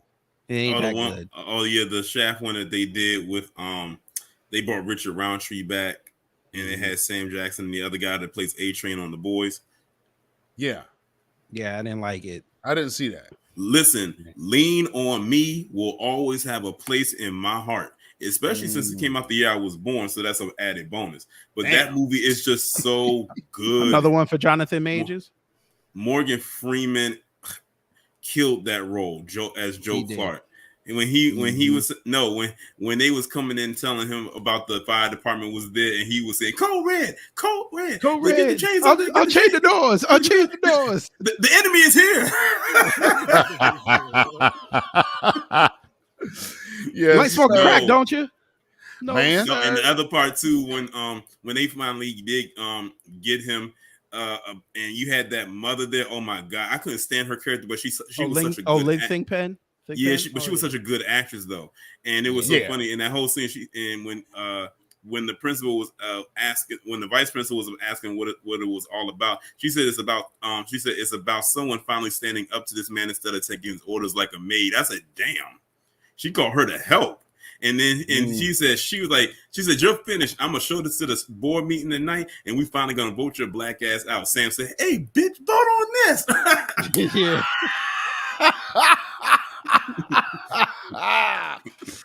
And the other guy that was in there that reminded me so much of Kel Mitchell because he looked so much like him and acted like him too. When Joe Clark was getting arrested and taken away, he said, "Hey, Mr. Clark, do we still got to go to class?" That movie is just good all the way from beginning to end. And that scene Mr. Darnell. When he flipped that desk, when he flipped that desk over. Man, he flipped that. He was one of the few teachers that stood up to him. And when he flipped that desk, Mr. Clark looked back at him like, "Nigga." Like he had one of them look like, "Nigga, what did you just flip my desk?" He looked at him, he sized him up and walked it out of that office. But he brought him back though, because he had to respect him. He probably didn't like what he did, but he had to respect him, for that in that regard. That chick was giving him the business too. Who? I guess the assistant principal or one. In that one scene, she gave that man the hell out of him in that hole. And I said to myself, hell yeah, it was so many missed Oscar nominations in that movie. Her in that one scene, Morgan Freeman's performance overall, and even Robert Gilliam in that scene where they was going back and forth in the courthouse. That part right there, when they was going back and forth and arguing, and then in the end, I'll get you something to eat. He looked at him and said, come on, buy you something to eat. You buying. He was like, when he finished it off, he said, "Despite what you may think, I'm the head nigga in charge." Right. he slammed that briefcase down and almost bust his butt going over that bench. And that's where that is literally where that phrase really got popular. Is the head nigga in charge? Yeah, buddy, that is absolute. That soundbite is in songs. Yeah. Show enough. And also the actress who played who we always knew to play Charmaine in A Different World. Mm-hmm. Yeah. She really showed range in that movie because she wasn't being funny. She was like showing range as a serious actress. Like you really felt for her in her situation that she was going through because she was being raised by a single mother who you could tell had her when she was a teenager herself. And then the cycle continued because she ended up becoming a single mother herself. Yeah, that's the And first time it was almost like you felt like she had no direction. But that scene where all the kids marched to the courthouse yelling "Free Mr. Clark" and them yelling at them, telling him why he was a good principal and why they didn't want him gone. That was probably one of the most on code scenes I have ever seen in a mainly black film ever. Yeah. Hell yeah. Yo, Judah Queen needs to be put in timeout. Miss D said Charmaine was 25 playing the She kid. was 20. Yeah. I didn't know she was 25. She looked so much younger. She had a very youthful look. Yeah. Put Judah Queen in timeout. She talking about remake Jungle Fever. You can see that every day, all day on TV. Exactly. Look, we just talked about Shannon Sharp when he said, "There's your Jungle Fever right there." Right. Shannon Sharp could be the lead. Yeah, that ceiling has long been cracked, so there's really nothing really to go back to there. I mean, I maybe a Mo Better Blues, but I really can't see that either. Nah. And that's not Do the really right the black thing. Do you know how many people you would offend with that movie? Oh, Do the Right Thing? Man. You know how many people would get offended? Hey, Sal, why there ain't no brothers on the wall? You know, and that was or just to see where everybody was cracking on each other, just right there. Oh That's all man, you did. yeah. That's all you did. And that was kind of our first, like, we were getting a little bit of taste of Robin Harris, but that was one of those movies where we actually got a chance to really see what he could do on screen. And you know, shoot, that was classic. Because you saw him like bits and pieces of little stand-ups here and there, but that was really him able to go in. One of my favorite in the movie that how I got introduced to Spike Lee wasn't even Do the Right Thing. It was Crooklyn. Oh, Crooklyn was the first. That was the movie that introduced me to Spike Lee. You know, especially at the time and me being at a young age. And man, the classic scene of Queenie getting stuck in that couch and literally folded up like an accordion. She was like, "Oh, Queenie! That scene will forever be funny to me. That Queenie popped up out of that thing like a toaster. It was so funny. The fun, yeah. Hey, Torian, you know they found that scene from Sugar Hill when they were talking about akatas, and now Africans try to explain it. What? Remember the scene in Sugar Hill? Yeah, we can't not work with you. So what is this akata shit? What is this akata shit? Oh man, idiots, niggas. Oh, okay. Yo, Africans try to explain that shit. Word? I mean, because I remember when we was in the theaters. Again, I saw Sugar Hill in the theater. Like, man, I'm listening to that shit like akata. It's like that's when we first heard that akata. Like, what is this akata shit? It's like, oh, word. Well, they remade She Hate Me already. Wait, She Hate Me. Wait, no, was it She Hate Me? No, they didn't remake that. Wasn't Spike Lee. No, that's Captain America. Yeah, Anthony Mackie. I think he meant what's that movie he did? The one with the weird dude. What's that movie? Because She Hate Me is like that's what. No, not She Hate Me. Not She Hate Me. It was a Spike Lee movie. They remade it into a series for Netflix. Not Girl 6. No. I forgot the name. You said weird. Summer of Sam? Nah. Hold on. Let me see if I can find it. Nah, it was one of them Spike Lee joints that they made for Netflix. I didn't see that. Like it was one of his movies, but then they turned it into She's Gotta Have It. Yeah, She's Gotta Have It, right. Oh, that's his first movie. Yeah. Yeah, with the oh man. So like you can't do She Hate Me Over. You can't do that. No, that's too complicated. That's like the ultimate buck breaking movie. You can't do man. That. It's like you that movie can't do that. She Hate Me.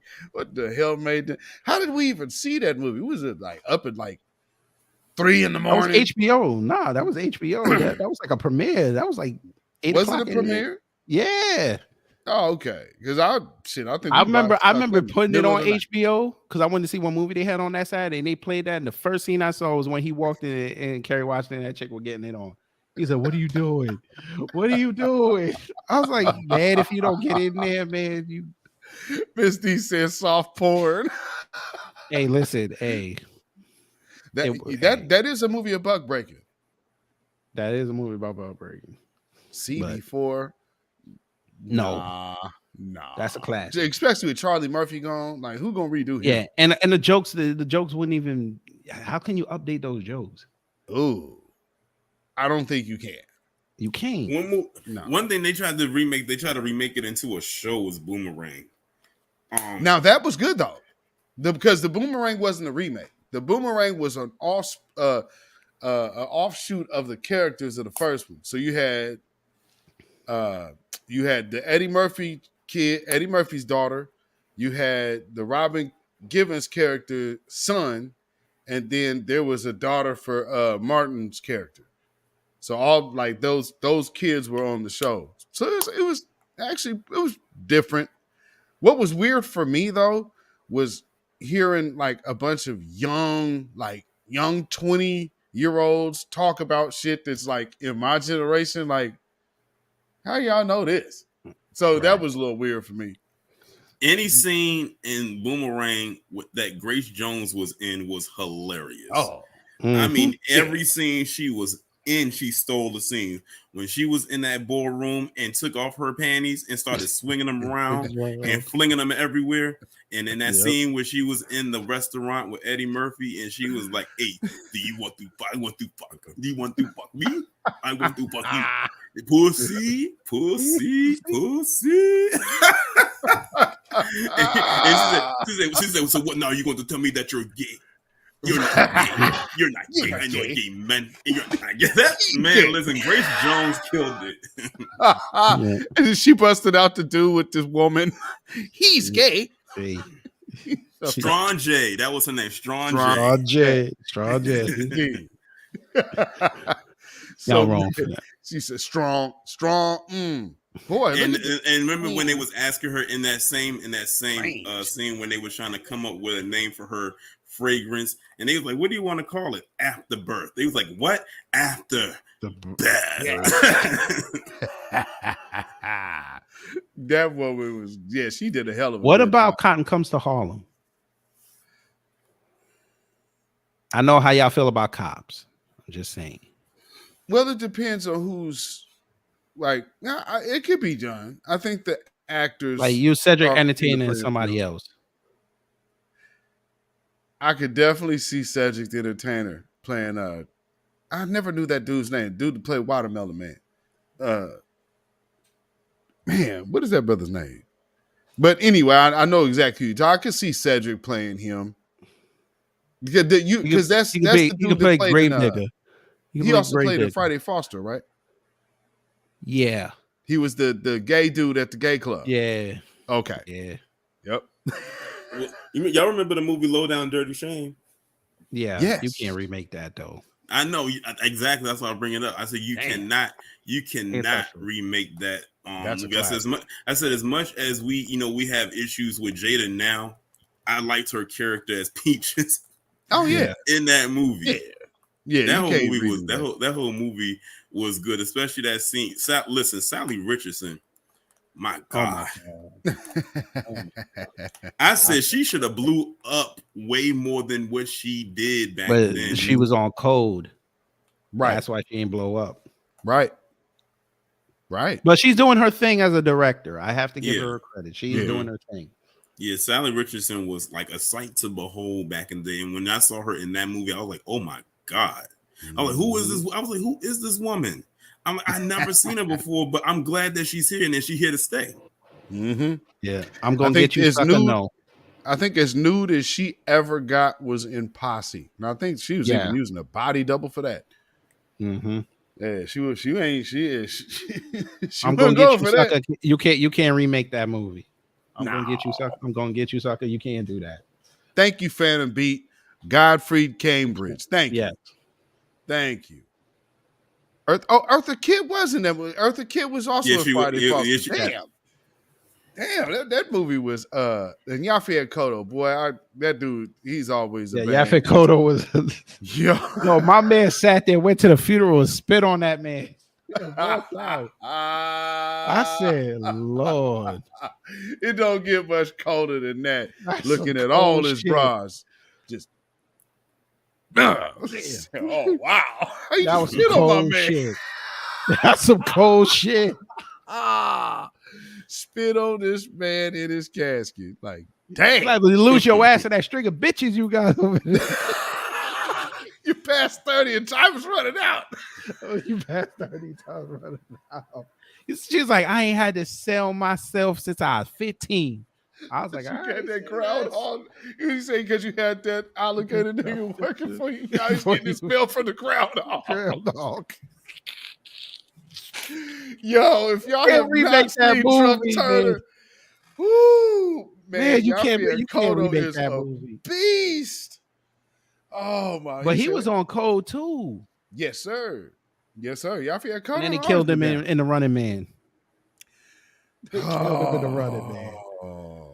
Man, yeah, they did my man. Hey, Beatzilla, tell me how funny it was at the end when he got shot and he was walking to his car. Oh, the 5-minute die scene? The 5-minute die scene. First off, he gets shot in the back.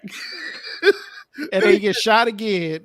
Pow! Then he's stumble off. Oh. And he's like, stumble off. Oh, stumble off. He worked his way all into the car.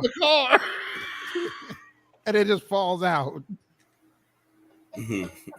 I know somebody was trolling that day. Right. They're like, listen, Yaffe, you just gonna die for 5 minutes. Man. All right. It's completely silent. Oh yeah. Classic. Pow. Pow. Then it's just silent for 5 minutes as you just see this dude. Yeah, no, it was a video. All you hear is clicking his shoes. It was a video that I saw on YouTube a while back when they was talking about like worst acted movie scenes ever. And it was a clip, I forgot, of some movie, I think came out in the 70s, where this woman was shooting this guy multiple times, and the way that he was quote unquote dying had me cracking up. It was so over the top. Oh, now did you see the original one or the edited one? I think it was the original one. Okay. Because the one with the screams in it, that's the edited one. Okay. Oh man. But it's even funnier. But it was only one shot.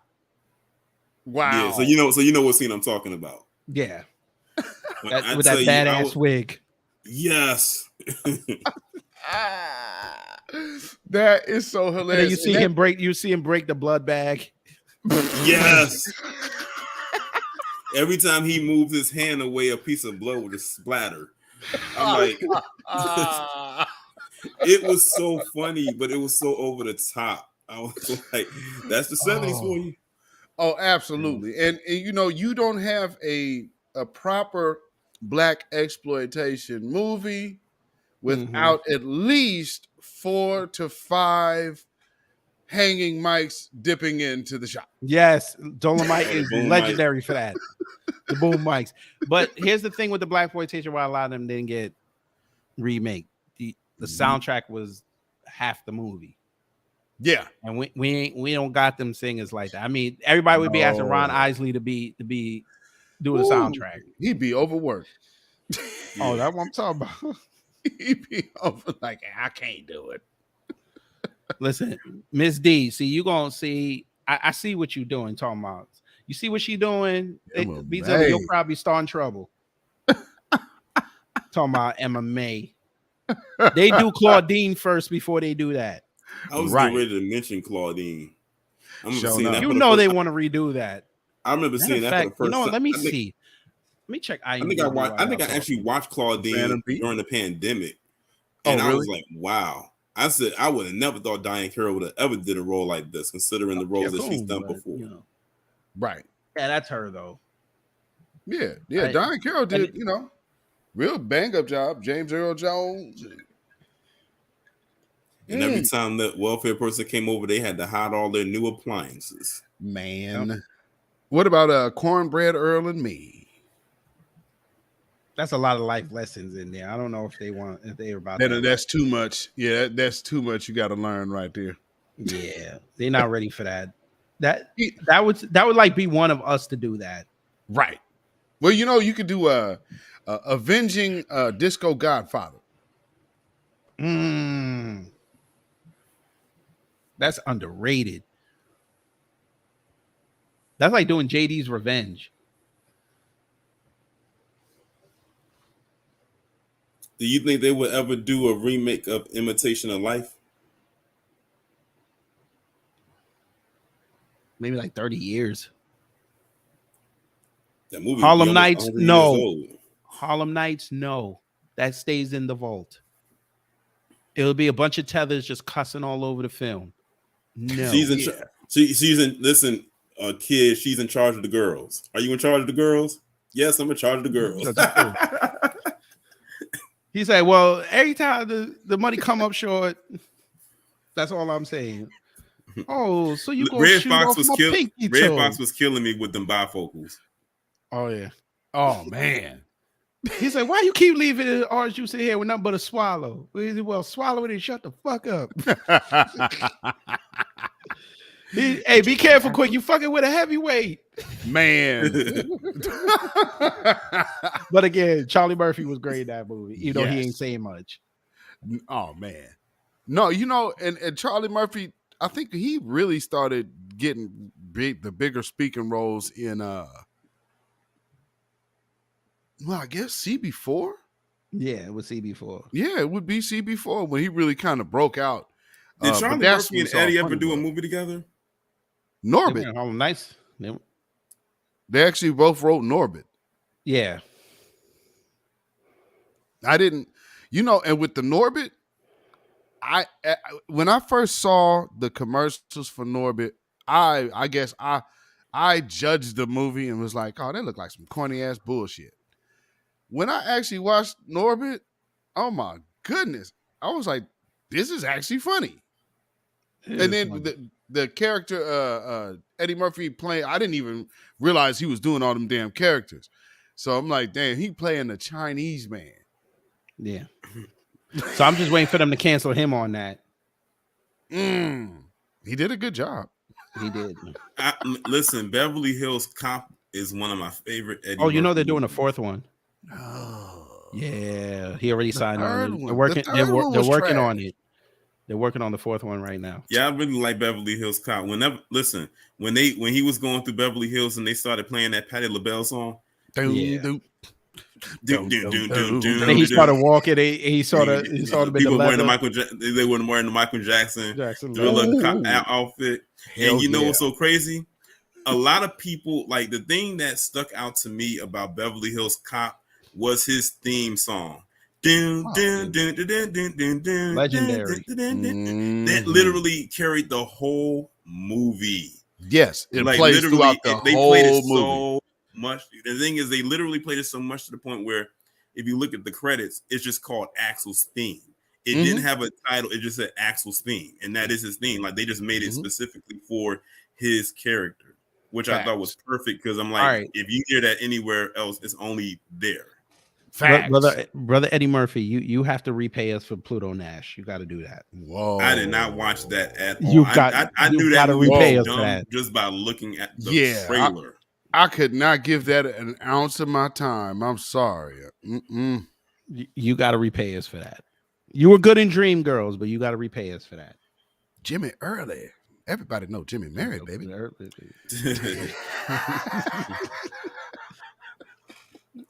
Oh man, shit! And I said, and people was looking at Dreamgirls and was like, "Oh, I didn't know Eddie Murphy can sing." I said, "Yeah, Eddie Murphy had a whole album." Right? Yeah, I had it. My mom bought that for me for Christmas. Hey, that man got a what was it? American Music Award. Hell yeah! My mom was like, "Well, I know you're an Eddie Murphy fan and you're a Rick James fan, so I figured you definitely want this." I was like, "Yeah, actually, I do." Yeah, party all the time. That's in rotation on my phone right now. Come on now. Yes, indeed. And it was so funny too, because whenever he went to the gallery and first met Serge, it was so funny because Serge had an accent. So whenever Eddie pronounced his name in the American way, he always corrected him. No, but Serge could never pronounce Serge. And he could not pronounce Axel's name. Aquel Foley is here to see Jenny. And button your shirt up. That is not attractive. Oh my Lord! For those of y'all don't know Valky, boy, y'all too young. And every time Axel gave Serge a compliment on something about his gallery, he was like, "Get the F out of here!" Oh my God, again! Hey, if y'all want to get into with Valky, go on Prime Video. Perfect Strangers. Yes, Perfect Strangers. That is that character.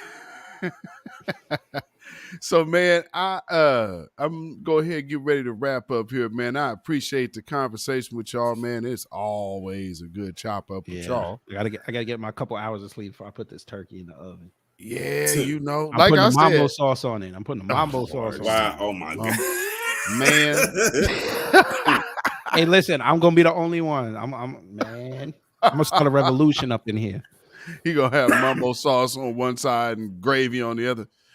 Oh no! This one, you eating that one straight. Oh, okay, straight up. Okay, straight up. Yeah, we are just doing it. The mambo sauce can't go in the gravy. Can't do that. Yeah, oof. Oh Lord. Well, for all of y'all who are eating turkey tomorrow, man, shout out to y'all. What about you, Torian? Cranberry sauce me, please, and thank you. You sound like a hater, man. Man. So, like I said, for all the family out there that's gonna be with your family tomorrow, y'all don't have to be, man, we celebrating Thanksgiving. Y'all ain't gotta be all into that. But I mean, at least take the time to get with your folks. Like someone I had was listening to earlier. They said, just be with your family, eat the food and everything like that. We do not have to get around and gather around and celebrate the forefathers. Thank you. Just food and be with your family. Facts. And pray Dallas lose it because Jerry Jones is a racist. Man, I saw that picture. Day before Thanksgiving, this picture pops up. It's like, wow, there's somebody out there. I said that's exactly why I gave that man the nickname of Massa Jerry, because he is running that organization like his own personal plantation. And then you see that picture, and it's like, wow, who found that picture? Who dug that relic up? Man, Al Davis. I wouldn't be Jr. surprised if it was here. the Giants organization.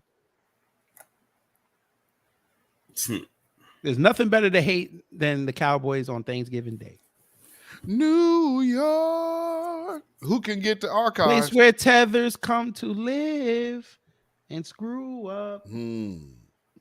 Yeah, you might be on something, kid, but they won't admit it. But yeah. New York is dead.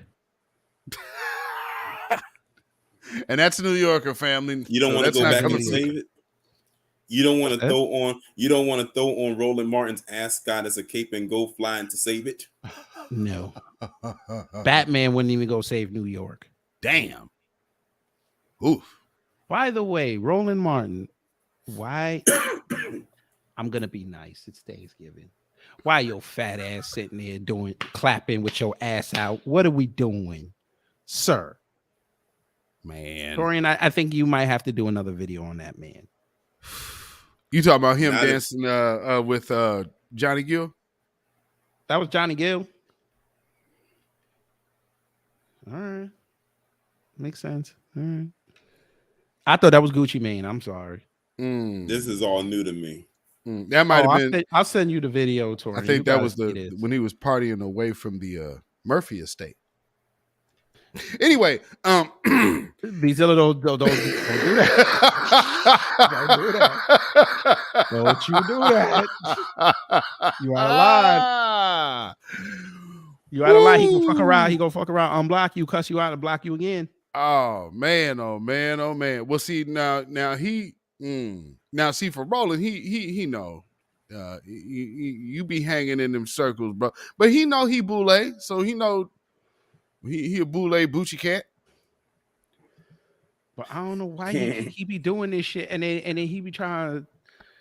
This is the same man talking about something. Oh, he took care of Khalid Muhammad. No, he did not. Yes, and I'm And I'm a man that I know he said that shit, but as a person that actually has got a chance to speak with that man, back in '92, I can tell you number one, he would have never gotten that energy around a Khalid Muhammad because trust me, just the people who were in the close parameter of that brother, none of that shit was going on. So that whole energy wouldn't even have happened. Now, I guess he's saying it happened over the phone, but it's like, again, one thing about Dr. Khalid Muhammad, like when people always say, oh man, he could go hard at this and go hard at that. Yeah, but that dude was extremely intelligent. And so he was never no half-cocked individual. That dude was like super duper sharp. And so if he could assess the moment, so if you're trying to get a rise out of him, he'll take that shit straight down. So I absolutely cannot believe that Roland Martin of all people, you get your black ass. Come on, man. What are you even talking to him for like that? So a kid, I just saw that you saw that, right? What is he doing? He looks like Oswald Cobblepot. Remember that part in Batman Returns when he dies after he says, I need an ice cold glass of water, and you see that big thing just flopping? That's what that looks like. Hey, Brother Torin. Now that I think about that scene, I'm cracking up because you're a dick. Hey, Brother Torin, that last link I put in there, I think you might have to put that on the Saturday docket. Oh my goodness. What is going on? That's how they get down with Elton John. That's how they getting down. All right. Oh wow. A beat down. Elton John inspired. Hey, remember how they said that when they play their music, you don't never see no violence? They said that? Yeah, they said that. They said when we have our rap concerts, always somebody getting beat up or shot. And they said when they had a party, nothing never happens. There you go. There you go. Man. And this is Elton John. So that's the third incident with that community where something done popped off. They have no room. They have no room to talk. They literally get in the fight at pumpkin festivals. Oh, I know. They be fighting. They be that fighting. One girl right there. That one girl right there. She almost busted her ass trying to get a hit in. They be fighting. They be fighting at the Tupperware parties. Yo, that's crazy. And family, so yeah, we're just watching this. Hey, Sugar Jones, I see you. We are watching this video from, I don't know what the hell is it, outside of an Elton John concert, and it's a whole bunch of violent moisture going on. And man, I don't understand why. Cynthia Newman, how you doing? Maybe they heard Rocket Man and thought they was into something. Oh wait, I'm not a mod, so whatever. I put it in there. They can find it. I put it in there. They could, if you're on your computer, just highlight it and copy it. And what's so interesting too is I look through some of the comments and I can tell who leaves the comments and who doesn't, even if they don't have a picture. PC is so funny like that because they'll be saying we don't know all the details behind it, or we know all the details behind it, but when a black person saying, well, if this was a rap concert or something like that, it would be all out there for the world to see. We would know who got into the fight, who got injured, who may have died, whose concert it was at. But when it comes to them, they'll try to shield behind it and say we don't know we don't know the whole story.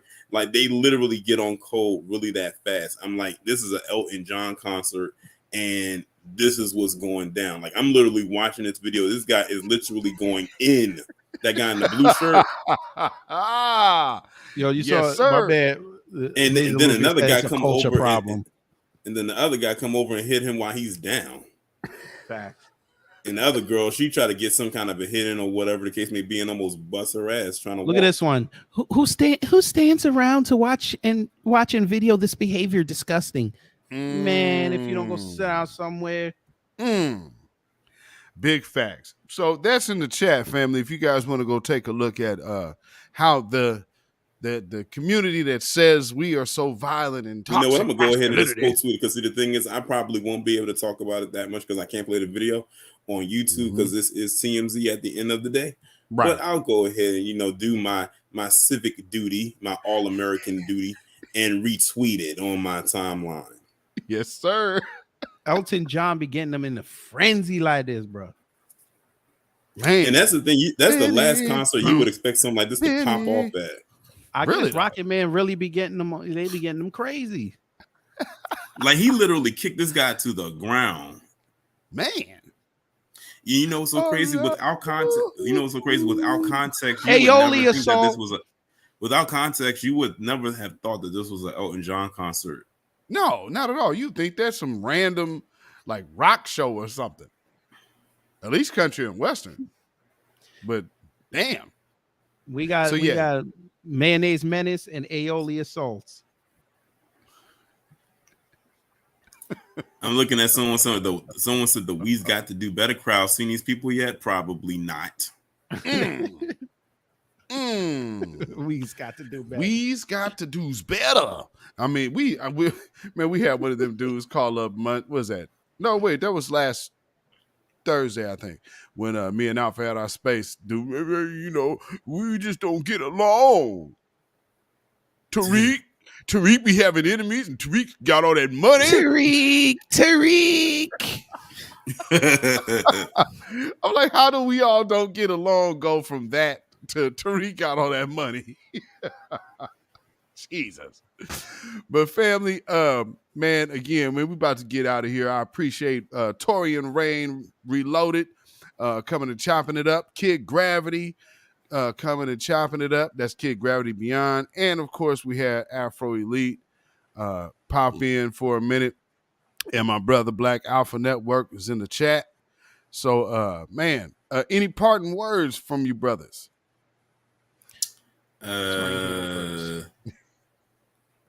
Make sure to go to the gym the day after you eat tomorrow and burn off any and all excess calories. Yo, don't get caught up smiling at the door, brother. Listen, we got a pre-Turkey Day boot camp coming up in a few hours, so I got to get ready to get off of this anyway. Yes, yes.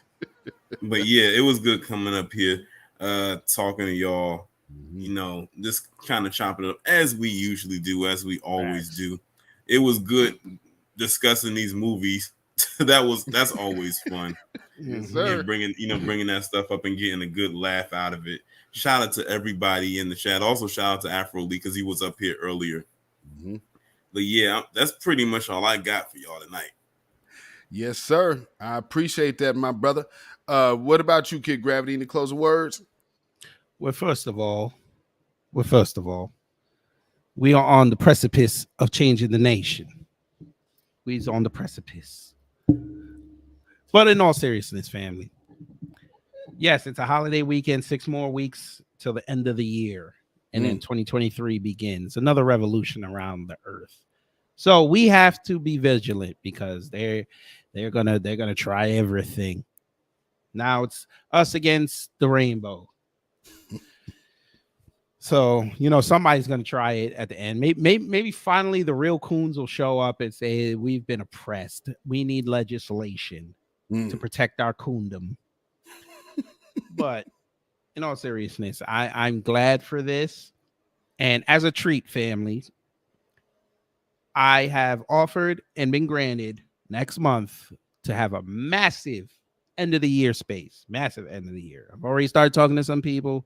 I got some people coming on. The brothers are going to be here. We're going to try to get some special guests, and we're going to reminisce for a year because this year, a lot of us ascended. We ascended. We got money now.